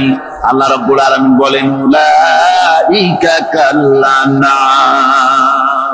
এরা হলো চতুষ্পদ জানোয়ার, বালহুম আদাল, শুধু জানোয়ার না, জানোয়ারের চাইতেও নিকৃষ্ট। এমনই জানোয়ার, আল্লাহ বলেন শুধু জানোয়ার না, জানোয়ারের মতো শুধু খায়, জন্মের মতো। والذين كفروا يتمتعون ويأكلون كما تأكل الأنعام। এই কাফেরগুলির কাম শুধু ফুর্তি করা, গান বাজনা, নাটক, গল্প, এই সব কাজ তাদের। নামাজ নাই, রোজা নাই, আল্লাহ চিন্তা নাই, তাহাজ্জুদ নাই, পরেজগারি নাই, শুধু গান আর নাচ। দেখেন না ফুর্তি। এই যে 1 জানুয়ারি রাত 12টার সময় আমার ঘুম ভেঙে গেল, এই যেখানে আমি ছিলাম, বিকট আওয়াজ। আমি মনে করলাম পাশের বাড়ি বুঝি ডাকাত পড়ছে। পরে বাড়িওয়ালা আমাকে বললেন যে ডাকাত না, বোধহয় এই নিউ ইয়ার সেলিব্রেট হচ্ছে, নতুন বৎসর উদযাপন হচ্ছে বোমা দিয়ে, শহরবাসীর আরামের ঘুম হারাম করে এগুলি করা হচ্ছে। এ তো গেল 1 জানুয়ারি। আর যখন আমাদের নিজেরটা যখন আসে, অর্থাৎ 1 বৈশাখ, তখন দেখছেন অবস্থা 1 বৈশাখে। এবছর আমাদের দেশে 1 বৈশাখে ঢাকায় যে দৃশ্য আমি টিভির মধ্যে দেখলাম, তাতে আমার মনে হয়নি যে 12 কোটি মুসলমানের দেশে রাজধানীতে এই দৃশ্য হচ্ছে। আমার মনে হচ্ছিল এটা বুঝি কলকাতা অথবা অন্য কোনো শহর হবে। আমি দেখলাম সমস্ত যুবক যুবতী, নারী পুরুষ, বিভিন্ন বয়সের লোক সব একসঙ্গে রাস্তায় নেমেছে, নাচতেছে। তার মধ্যে বুদ্ধিজীবী আছে, শিক্ষিত লোক আছে, সমানে নাচতেছে। আর তাদের মুখোশ পরা, বানরের মুখোশ, কুকুরের মুখোশ, শূকরের মুখোশ, ঘোড়ার মুখোশ, হাতি শিয়ালের মুখোশ, এই মুখোশ পরে এভাবে নাচতেছে। আমি চিন্তা করলাম, নববর্ষের সাথে কুত্তার মুখোশের সম্পর্ক কি? নববর্ষের সাথে পাপী শ্রীগালের মুখোশের সম্পর্ক কি? তাহলে ওরা কি বলতে চায় যে আগামী বছরটা আমরা কুত্তার ভূমিকায় অ্যাক্টিং করব, অথবা শ্রীগালের মতো ধূর্তামি করব জাতির সাথে? তারপরে কি করলো? সকাল বেলায় যুবক যুবতী 1 বৈশাখ সূর্য উদয়ের আগে রমনা লেকের পাড়ে গিয়ে সব দাঁড়িয়েছে বাসন্তী রঙের শাড়ি পরে। তারপরে সেখানে দাঁড়িয়ে সূর্য উদয়ের পানে তাকিয়ে সকাল বেলায় ভাবে করজোর করে বলছে, এসো হে নববৈশাখ স্বাগতম হে। নববৈশাখ অলক্ষে বোধহয় এটা শুনে বলতেছে, বাবাজিরা আমারে ডাকতেছো, অপেক্ষা করো, আমি আসতেছি। আমারে ডাকতেছো, আমি আসতেছি, কোমরে গামছা বেঁধে আসতেছি, 225 মাইল স্পিডে আসতেছি, 30 ফুট উঁচু জলোচ্ছ্বাস নিয়ে আসতেছি, নববৈশাখের মজা। আমার ভাইরা, মুসলমান নববর্ষ উদযাপনের সাথে মুসলমানের কিসের সম্পর্ক? মুসলমান যদি এই দিন উদযাপনই করে, তাহলে তাকে করতে হবে ফজরের নামাজ পড়বে। মুসলমান নববর্ষ উদযাপন করবে, ফজরের নামাজ পড়বে, তারপরে কোরআন শরীফ তেলাওয়াত করবে, দরুদ শরীফ পড়বে, আল্লাহর দরবারে হাত তুলে বলবে, রব্বুনা রাব্বিন, 1 বছর পার করে দিলাম, নাফরমানি ছাড়া কিছুই তো করি নাই, বিগত বছরে যা করেছি মাফ করে দাও, আগামী বছরটা গোটা জাতি আর দেশের জন্য কল্যাণকর মঙ্গলময় করে দাও। এটাই তো বলা উচিত ছিল, নাকি বলে? তা না করে, তা না বলে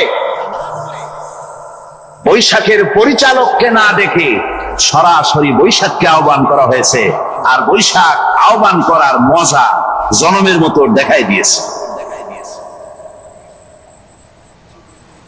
আল্লাহ রাব্বুল আলামিন তাই বলেন, কাফেররা তাদের কাজ হলো শুধু খাওয়া, তারা এমন খাওয়া খায় জনমের মতো খায়। ইয়াকুলুনা কামা তাকুলুল আনাম, জানোয়ারে যেমন খায় ওই রকম খায়। তার মানে খায়, একটু বিসমিল্লাহ কয় না, খায় যখন ছেড়ে দেয় তখন আলহামদুলিল্লাহ বলে না, বাহাত দিয়ে খায়, আবার বাহাত দিয়ে খায়। ডাব একটা কাটলো, বিসমিল্লাহ নাই, খাইলো, 2-4 ঢোক খাইয়া পুরা ডাবটার ফেলাই দিল। ডাবটা কি তোমার বাজান তৈরি করছিল নাকি? একটু বিসমিল্লাহ বললা না, একটু শুকরিয়া আদায় করলা। আমি গত এই ডিসেম্বর গেল, ডিসেম্বরের 16 তারিখে আমেরিকা থেকে এসেছি। ওখানে দেখলাম তারা প্রতি নভেম্বর মাসে শেষ বৃহস্পতিবার থ্যাঙ্কস গিভিং ডে অবজার্ভ করে। তা আমি জিজ্ঞেস করলাম, থ্যাঙ্কস গিভিং ডে জিনিসটা কি? ওরা বললো, এটা হচ্ছে এই যে গড আমাদেরকে সারা বছর ভালো খাওয়াইছে, আমাদেরকে ভালোভাবে পড়াইছেন, সুন্দর রেখেছেন, এই জন্য আমরা গডকে থ্যাঙ্কস দেই নভেম্বরের এই শেষ দিনটিতে। সারা বছরের ভালো খাইছি, ভালো থাকছি, এই জন্য গভর্নমেন্টকে মানে গডকে থ্যাঙ্কস দিলাম। আমি আমার আলোচনায় সেখানে বললাম যে দেখেন, রাশিয়ার সাথে আমেরিকার পার্থক্য তো এখানে, ওরা গডকে অস্বীকারই করেছে, গডই মানে না। আর এরা গডের নামাজ রোজা বা ইবাদত কিছু করুক আর না করুক, গডের অন্তত একটা ধন্যবাদ দেয়। ওরা ওদের ডলারে লিখেছে, ইন গড উই ট্রাস্ট, প্রত্যেকটা ডলারে লেখা আমরা গডে বিশ্বাস করি। তো শুকর আদায় করলে তো আল্লাহ বাড়িয়ে দিবেন। আল্লাহ রাব্বুল আলামিনের সুন্নাত হলো, শুকর যদি কেউ আদায় করে আল্লাহ বাড়িয়ে দেন। লা ইন শাকারতুম লাযীদান্নাকুম ওয়া লা ইন কাফারতুম ইন্না আযাবী লাশাদীদ। আমার নিয়ামতের শুকর যদি আদায় করো আমি বাড়ায় দেব, আর যদি নিয়ামতের শুকর আদায় না করো তাহলে মস্ত বড় শাস্তি তোমাদের জন্য রেখেছি। তো আমেরিকা শুকর আদায় করে নিজেরা খাইয়া, কিন্তু ওদের জমিন হলো বিশাল জমিন। আমি কয়েকবার গিয়েছি এবং বহু স্টেট সফর করেছি। ওদের জমিন এত ফার্টাইল, জমিনে যদি রীতিমতো তারা ফসল ফলাতো, এই ফসল সারা দুনিয়ার দরিদ্র ভূমুক্ষ জনতাকে খাওয়াইয়া বাঁচাইতে পারত, কিন্তু ওরা তা করে না। ওরা করে কি? ওরা মুনাফার হার, বাজার দর ঠিক রাখার জন্য নির্দিষ্ট পরিমাণ জমিনের ফসল ফলায়, কিন্তু জমিন এতই উর্বর, ওদের মেজারমেন্ট করা, মাপ করা, হিসাব করা ফসল হয় না, ফসল হয় বেশি। তখন বাড়তি ফসলকে তারা প্রতি বছর লক্ষ লক্ষ টন আলু আর গমকে তারা সমুদ্রে নিক্ষেপ করে। তাদের আলু এবং গম সেই সময় তারা নিক্ষেপ করে সমুদ্রে, যখন ইথিওপিয়া, সুদানে মানুষ না খেয়ে মরছে।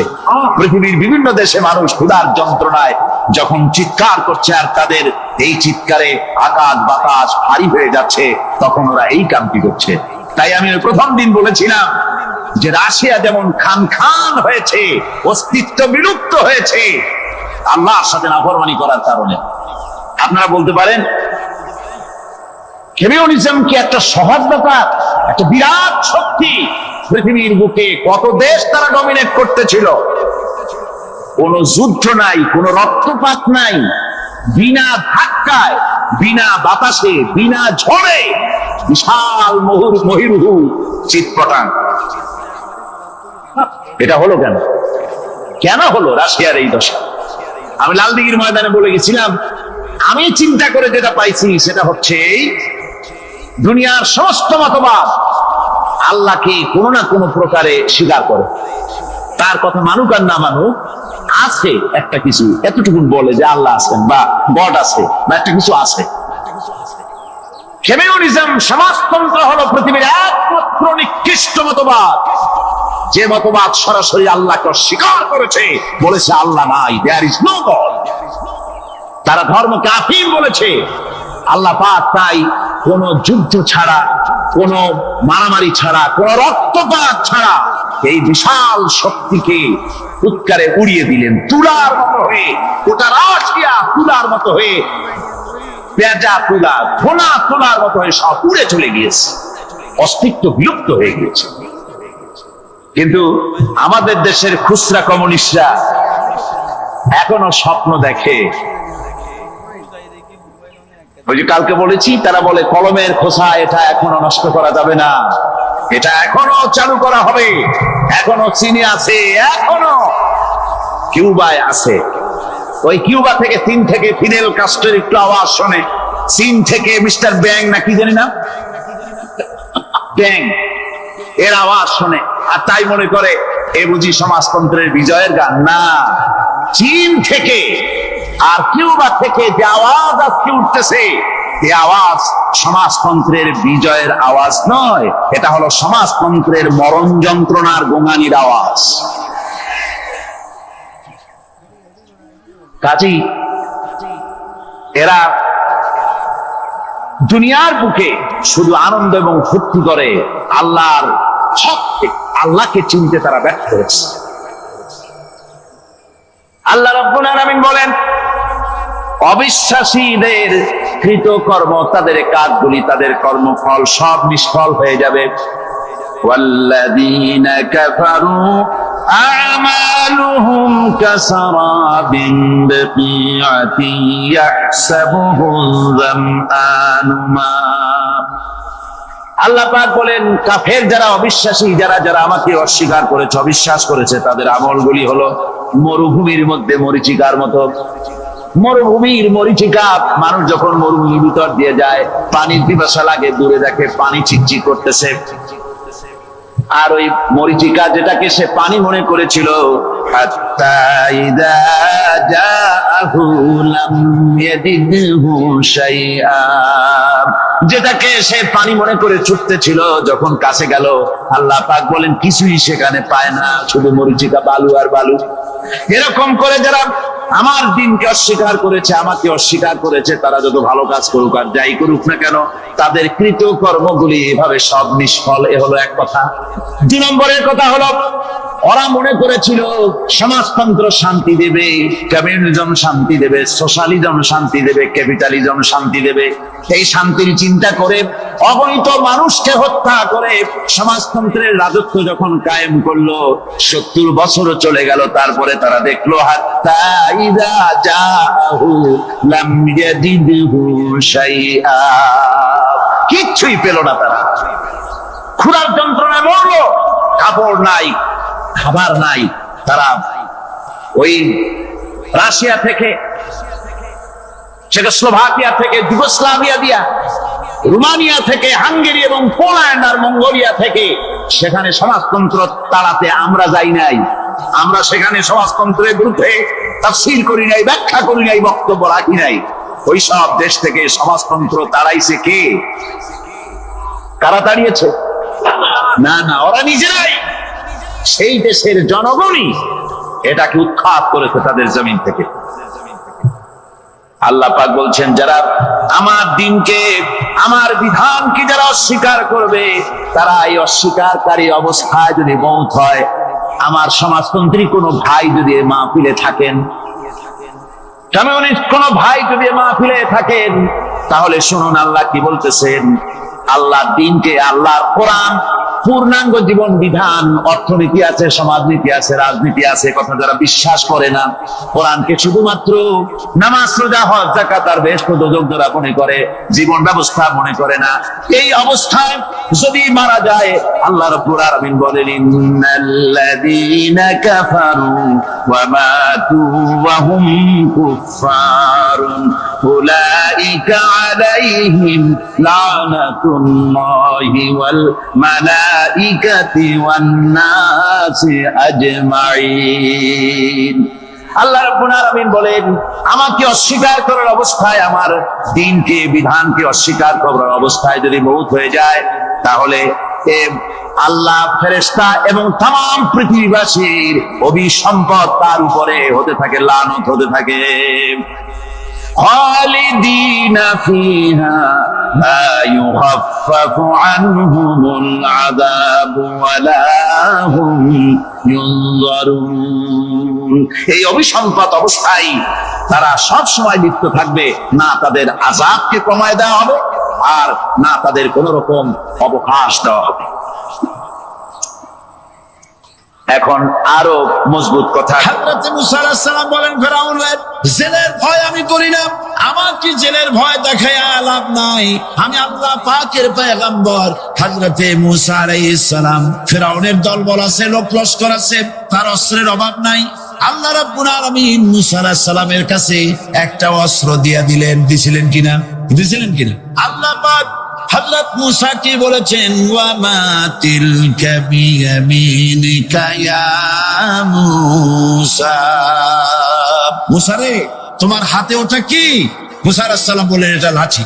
আল্লাহ পাক বললেন ফেলে দাও লাঠি, লাঠি ফালায় দিলেন, কি হয়ে গেল? হিয়া হাইয়াতুন তাসআ, লাঠি হয়ে গেল। এখন লাঠি পড়ে সাপ হয়ে গেল। সাপ দেখে নবী বলি হোক, সাহাবী হোক আর আলেম হোক, সাপ দেখলে ভয় করে না মানুষের? মুসা আলাইহিস সালাম ভয় পেয়েছে। আল্লাহ রাব্বুল আলামিন হযরত মুসাকে শোনায় দিলেন, খুযহা ওয়া লা তাখাফ সানুঈদুহা সিরাতাহাল উলা, লা তাখাফ, ভয় পেও না। আল্লাহ বলছেন ধরো, ভয় পেও না। ধরার সঙ্গে সঙ্গে স্বাভাবিক অবস্থায় ফিরে আসবে, আবার লাঠি হয়ে যাবে। এখন আল্লাহ বলছেন ধরো। মুসা আলাইহিস সালাম কি ভয় পাওয়া উচিত হবে? মুসা আলাইহিস সালাম কি ভয় পাইছিলেন? কারণ হচ্ছে এই দুশমনের শক্তিটা খুব বড়ই দেখা যায়, মনে হয় যেন অনেক বড়, কি জানি কি। আল্লাহ পাক বলছেন, ইন্না কাইদা শায়তানে কানা দাঈফা, শয়তানের চক্রান্ত যতই তুমি মনে করো অনেক ষড়যন্ত্রের জাল বিস্তার হয়ে আছে, আল্লাহ কিছুই না, দাঈফা অত্যন্ত দুর্বল। আল্লাহ পাক বললেন ধরো। মুসা আলাইহিস সালাম সাপ ধরলেন, সঙ্গে সঙ্গে লাঠি হয়ে গেল। ফেরাউন বরদাস্ত করলো না, রাষ্ট্র শক্তির পক্ষ থেকে আক্রমণ শুরু হলো। অপরাধ কি?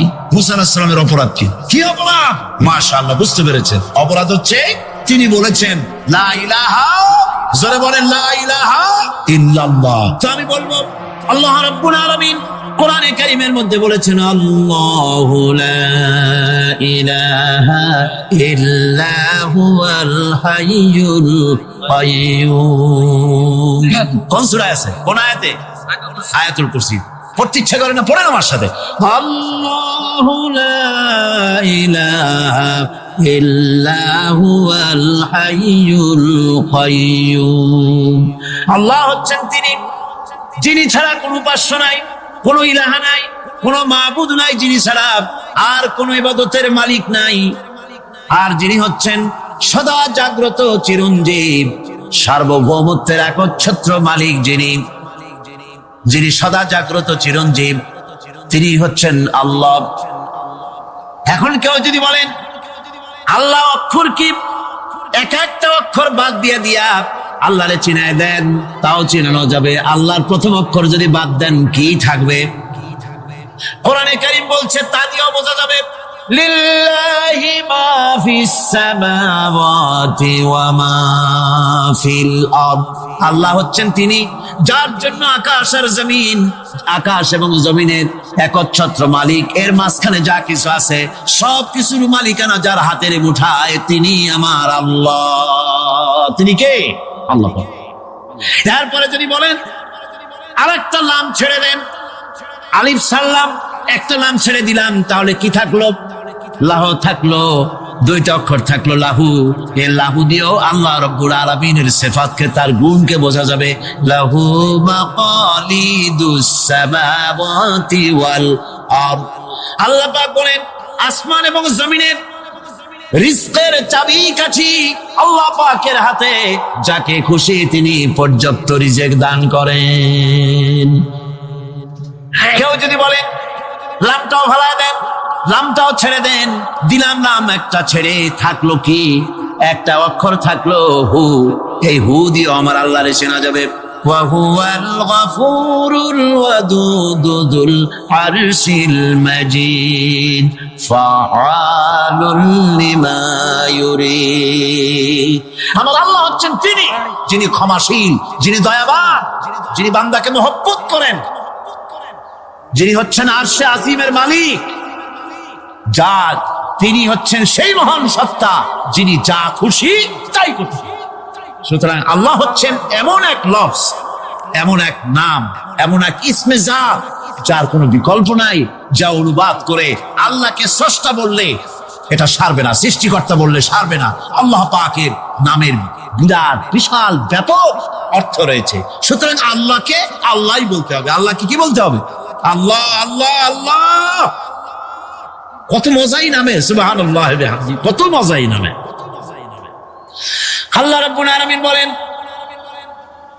আমরা শুরু করছি সূরা ফাতিহা, অভিনন্দন পত্র দিচ্ছি। কারে দিচ্ছি? আল্লাহ পাককে দিচ্ছি। সেখানেও ভাষা দিয়ে রব্বুল আলামিন বলেন, প্রশংসা করো আলহামদুলিল্লাহি রাব্বিল আলামিন। সমস্ত প্রশংসা আল্লাহ পাকের, যিনি হচ্ছেন রব, যিনি কি রব। এখন এই রব শব্দের বাংলা অর্থ করা হয় প্রভু, লালনকারী, প্রতিপালনকারী, কিন্তু এই অর্থ যথেষ্ট নয়। কোরআনে কারিমে যে রব বলা হয়েছে তার অর্থ হচ্ছে, তার অর্থ ব্যাপক, অনেক বিশাল এর অর্থ। এ রব কাকে বলে? এই রব শব্দের বাংলা অর্থ করা হয় প্রভু, লালনকারী, প্রতিপালনকারী, কিন্তু এই অর্থ যথেষ্ট নয়। কোরআনে কারিমে যে রব বলা হয়েছে তার অর্থ হচ্ছে, তার অর্থ ব্যাপক, অনেক বিশাল এর অর্থ। এ রব কাকে বলে?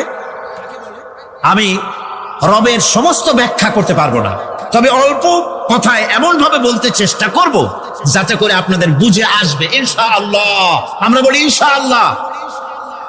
এখন আপনারা যদি আমাকে প্রশ্ন করেন যে অত কথা বুঝি না, এক লাইনে এক বাক্যে বুঝাই দেন রব কাকে বলে, তাহলে আমি কথাটা এইভাবে বলবো, যাহার যখন যে জিনিসে যতটুকু প্রয়োজন তাহাকে তখন সেই জিনিস ফরিয়াদ করার আগে যিনি পৌঁছে দেন তার নাম হচ্ছে রব। এ রব হচ্ছে তার মধ্যে রুবুবিয়তের সম্পূর্ণ কোয়ালিটিতে ভর্তি। আল্লাহ পাকের মধ্যে রুবুবিয়তের কোয়ালিটি। রব শুধু সৃষ্টি করেই ছেড়ে দেন না, প্রতিপালন করেন, পূর্ণতায় পৌঁছে দেন। সুবহানাল্লাহ বলতে ইচ্ছে করে না ভাইরা? দেখেন আল্লাহ রাব্বুল আলামিন এমন রব, বাংলাদেশের কুকুর আর আমেরিকা ইউরোপের শীত প্রধান দেশের কুকুর একরকম নয়। আমাদের দেশের পশু ইউরোপ আমেরিকা শীত প্রধান দেশের পশু একরকম নয়। তার কারণ হলো আমাদের দেশে শীত কম, নাতিশীতোষ্ণ অঞ্চলের মধ্যে খানিকটা পড়ে যায়। এখানে পশুদের গায়ে কম পশম থাকলে কোনো অসুবিধা নাই। ভেড়া, ঘোড়া, কুকুর, বন্য প্রাণীকে কেউ তো কম্বল দেয় না, ল্যাপ দেয় না, রাজাই দেয় না, খাতা দেয় না, চাদর দেয় না। আল্লাহ রাব্বুল আলামিন তিনি এমন রব, শীত প্রধান দেশের পশুদের গায়ে পশম দিয়া চিরস্থায়ী কম্বল জড়ায় দিয়েছেন। এটা হচ্ছে রব। প্রতিপালনের পদ্ধতি কি সুন্দর করে তিনি প্রতিপালন করছেন, কি সুন্দর করে তিনি পশু পক্ষীগুলিকে তাদের আহার জোগাড় করছেন, প্রতিপালন করছেন। তিনি রব। মানুষকে সৃষ্টি করেছেন, আমাদেরকে সৃষ্টি করেছেন, সব প্রয়োজন মিটাইছেন, সকল প্রয়োজন মিটিয়েছেন, একটা জিনিস বাদ রাখেন না। আমাদের মুখে দাঁতের দরকার ছিল, মায়ের পেট থেকে দাঁত নিয়ে আসিনি। মায়ের পেট থেকে আসার পরে আমাদের খাবারের দরকার ছিল। লক্ষ্য করেন রব কারে বলে, লক্ষ্য করুন। মায়ের পেটের মধ্যে যখন ছিলাম ওখানে কোনো রোগের জীবাণু ঢুকতে পারে নাই। ফি করারিন মাকিন, একটি সুরক্ষিত জায়গায় আল্লাহ রাব্বুল আলামিন বাচ্চাকে রেখেছেন, যেখানে কোনো সর্দি হবে না, জ্বর হবে না, সর্দি হবে না, ব্রঙ্কাইটিস হবে না, ডায়াবেটিস হবে না, প্রেসার হবে না। মায়ের পেটের মধ্যে বাচ্চাকে এমন জায়গায় আল্লাহ যত্ন করে রেখেছেন। এই বাচ্চা যখন মায়ের পেট থেকে বেরিয়ে এলো তখন তার পরিবেশ অত্যন্ত খারাপ। এখানে পলিউশন আছে, এখানে কার্বন ডাই অক্সাইড আছে, এখানে বিষাক্ত হাওয়া আছে, এখানে দূষিত আবহাওয়া রয়েছে। প্রতি মুহূর্তে রোগ তাকে হামলা চালাতেছে। এই রোগের থেকে সে বাচ্চা বাঁচবে কি করে? এজন্য রব্বুল আলামিন তিনি এমন রব, মায়ের বুকের মধ্যে যে খাবার তৈরি করলেন বাচ্চার, ওই খাবারের মধ্যে বাচ্চার ওষুধও আল্লাহ পাক বানায়া দিলেন। মায়ের বুকের দুধ শুধু দুধ নয়, এটা ওষুধ। সুবহানাল্লাহ। এটা খাদ্য, এটা ওষুধ, এটা ভিটামিন, এটা ক্যালসিয়াম, এটা কার্বোহাইড্রেট, যা দরকার বাচ্চার জন্য সব আল্লাহ মায়ের দুধের মধ্যে দিয়ে দিলেন। যতক্ষণ বাচ্চা পেটে ছিল দুধ ছিল ঘন, যখন বাচ্চা মায়ের পেট থেকে বেরিয়ে এলো দুধটা হয়ে গেল পাতলা। এই পাতলা দুধটা খাবে, ওষুধ আছে এর মধ্যে, ভিটামিন আছে, খাইতে যেন বিস্বাদ না হয় একটু মিষ্টি দিয়ে দিলেন আল্লাহ, যাতে বাচ্চা মুখ ফিরিয়ে না নেয়, সেজন্য খাইতে চায়। তারপরে যখন বাচ্চার হাড্ডি খেতে হবে, মাছ খেতে হবে, গোশত খেতে হবে, দুধের আর দরকার নাই। তার শরীরের ভিতরে রেজিস্ট্যান্স, রোগ প্রতিরোধক শক্তি তৈরি হয়েছে। এখন আরো ভালো খাবার দরকার। আল্লাহ রাব্বুল আলামিন মায়ের দুধকে শুকায় দিলেন, চুষলো আর পাওয়া যাবে না, দুধ শুকায় গেছে। এখন বাইরের খাবার খেতে হবে। আসছিল যখন বুকে দাঁত ছিল না, বাইরে যখন এলো দাঁতের যখন দরকার হলো, কোন আল্লাহর বান্দা কি আল্লাহর কাছে দরখাস্ত করেছেন যে আল্লাহ আমার কয়েকখান দাঁত দাও, দাঁত ছাড়া আমি চাবাই কেমন? এর সবগুলি দাঁত কে সেট করে দিলেন? রব্বুল আলামিন দাঁতগুলিকে সেট করে দিলেন। মুখের মধ্যে দাঁত এসে গেল। আল্লাহ রাব্বুল আলামিন শরীরটাকে সাজিয়ে গুছিয়ে, হিউম্যান বায়োলজি যাকে বলা হয়, এই শরীরকে যে সুন্দর করে আল্লাহ পাক তৈরি করলেন, বলে শেষ করা যাবে না কত সুন্দর করে আল্লাহ পাক বানিয়েছেন। আপনার মাথার ভিতরে সেল তৈরি করা হলো, ব্রেন তৈরি করা হলো। এই ব্রেনটা শুকনা জায়গায় রাখা হয় নাই। শুকনা জায়গার মধ্যে ব্রেনটা যদি থাকতো, নড়াচড়া করে আপনার ব্রেনের যে টেকনোলজি আল্লাহ পাক ইউজ করেছেন সেটা অসুবিধাগ্রস্ত হতো। এই জন্য ক্রিম যেভাবে পানির মধ্যে ভাসা থাকে, পানির মধ্যে ভাসমান ক্রিম মাখন যেভাবে রাখা হয়, সামান্য পানির মতো করে এর ভিতরে ব্রেনটাকে রাখা হয়েছে। এই ব্রেনের ভিতরে, ব্রেন হচ্ছে পৃথিবীতে কম্পিউটার, আজকের পৃথিবীর শ্রেষ্ঠ আবিষ্কার। কিন্তু মানুষের মাথায় যে কম্পিউটার আল্লাহ পাক দান করেছেন, এই কম্পিউটারের সামনে দুনিয়ার কম্পিউটার এতিম। এবার লন্ডন গিয়েছিলাম, প্রত্যেক বছর 1.5 মাস 2 মাস সময় পাই, কিন্তু আপনারা দোয়া করেছেন এখন পার্লামেন্টে সময় দিতে হয় বেশি। বিদেশের সফর কমে গিয়েছে, 10 দিনের জন্য গিয়েছিলাম। ওরা আমাকে একটা ডায়েরি দিল, সেই ডায়েরিটার ভিতরে ডিজিটাল ডায়েরি। এই ডায়েরির মধ্যে তারা বলল যে এরকম, এই যে কাগজটা আপনারা দেখতে পাচ্ছেন, এই রকমের কাগজের 10 লক্ষ পাতা লিখতে যত কাগজ লাগে, এরকমের 10 লক্ষ পাতার লেখা ছোট্ট এই ডায়েরিটার মধ্যে ঢুকাই দেওয়া যায়। 10,000 টেলিফোন নাম্বারের মেমোরিতে তুলে দেওয়া যায়। এটা হচ্ছে লেটেস্ট আবিষ্কার। কিন্তু আল্লাহ পাক মানুষের যে ব্রেনটা তৈরি করলেন, পৃথিবীতে যা আছে এ সব কিছু একটা মানুষের ব্রেনের মধ্যে, সমস্ত তথ্য, সমস্ত ফ্যাক্টস মানুষের মেমোরির ভিতরে ঢুকাবার পরেও আরো লক্ষ লক্ষ জায়গা বাকি থেকে যাবে, শূন্য থেকে যাবে, যা পূরণ হওয়ার নয়। এত বিশাল মেমোরি আল্লাহ পাক তার মানুষের মাথার মধ্যে তৈরি করে দিয়েছেন। সুবহানাল্লাহ বিহামদি। দেখুন অবস্থাটা কি। আল্লাহ তার মানুষকে কিভাবে, রব কাকে বলে, রব কারে বলে, সুবহানাল্লাহ বিহামদি। চোখের সামনে রাস্তা দিয়ে চলতে গিয়ে চোখের সামনে সাপ দেখলেন, চোখ দেখার কাজ করেছে। চোখ কি করেছে? দেখার কাজ করেছে। এখন কি করবেন? চোখ কিন্তু দেখে বসে থাকে নাই, চোখ দেখা মাত্রই ট্রান্সমিট করেছে ব্রেনকে। ব্রেন সাথে সাথে অ্যাকশন নিতে বলেছে হাতকে আর পাওকে। হাতে লাঠি থাকলে পিটাও, লাঠি না থাকলে পাকে বলেছে দৌড় মারো। এই যে সাপ দেখলো, চোখ এটাকে পাঠাই দিল ব্রেনকে, ব্রেন পাঠাই দিল অ্যাকশনে হাতে আর পায়ে। এতে কিন্তু 1 সেকেন্ড সময় লাগে নাই, 1 সেকেন্ডের কয়েক লক্ষ ভাগের 1 ভাগের ভিতরেই মানুষ অ্যাকশনে এসে গিয়েছে। সুবহানাল্লাহ। এর নাম হচ্ছে রব। এর নাম কি? তার অফুরন্ত সৃষ্টি। মানুষের হার্ট তৈরি করেছেন, চোখ তৈরি করেছেন। চোখে কিন্তু আমরা নেগেটিভ দেখি। চোখে আমরা কি দেখি? নেগেটিভ দেখি, এই নেগেটিভটা চোখ ক্যাচ করে ব্রেনের ভিতর থেকে পজিটিভ হয়ে কে বের করে দেয়? সুবহানাল্লাহ ওয়া বিহামদিহি। কানে অসংখ্য শব্দ শুনি, কিন্তু কোনো শব্দ তো জড়ায় যায় না। অসংখ্য শব্দ আমরা শুনি, যেমন রেডিও। রেডিও ঘুরাচ্ছেন, 9 ব্যান্ড রেডিও অথবা এর থেকেও বেশি ব্যান্ডওয়ালা রেডিও। আপনি যখন ঘুরাচ্ছেন কোন সেন্টার ধরার জন্য, অনেক সময় 4-5টা সেন্টার জড়ায় যায় না? জড়ায় কিনা? 4-5টা সেন্টার জড়ায় যায়, সর্বনাশ হয়ে যায়, কোনটা থেকে কোনটা শুনবেন। তো এইরকম করে আপনার কানের ভিতরে শব্দগুলি সব জড়াইয়া পাকাইয়া আপনার কানের মধ্যে একটা বিশ্রী আওয়াজ সৃষ্টি করে দিতে পারত। কে স্তরে স্তরে শব্দগুলিকে শোনার ব্যবস্থা করেছে? আপনার জিহ্বার ভিতরে হাজার রকমের স্বাদ গ্রহণ করার জন্য একটা জিহ্বায় এতগুলি টেস্ট নেওয়ার ক্ষমতা কে তৈরি করে দিলেন? আল্লাহ রাব্বুল আলামিন সুবহানাল্লাহ ওয়া বিহামদিহি। তিনি হচ্ছেন রব, যিনি মানুষের প্রতিপালন সৃষ্টি করেন এবং প্রতিপালন করেন, এমনি এমনি ছেড়ে দেন। এরপরে মানুষের সব প্রয়োজন তিনি মিটিয়েছেন। মানুষের জীবন ধারণের জন্য সব থেকে বড় প্রয়োজন পানি। সবচেয়ে বড় প্রয়োজন কি? পানি। জোরে কোন কি? পানি। জীবনের জন্য পানি এবং আর্দ্রতা, এই দুটি জিনিস অপরিহার্য, এছাড়া জীবন বাঁচবে না। আমরা দেখতে পাই সমুদ্র ভরা পানি মজুদ আছে, লক্ষ্য করেন, সমুদ্র ভরা পানি মজুদ আছে, নদী খাল বিল ভরা পানি মজুদ আছে, কিন্তু এটাই তো যথেষ্ট নয়।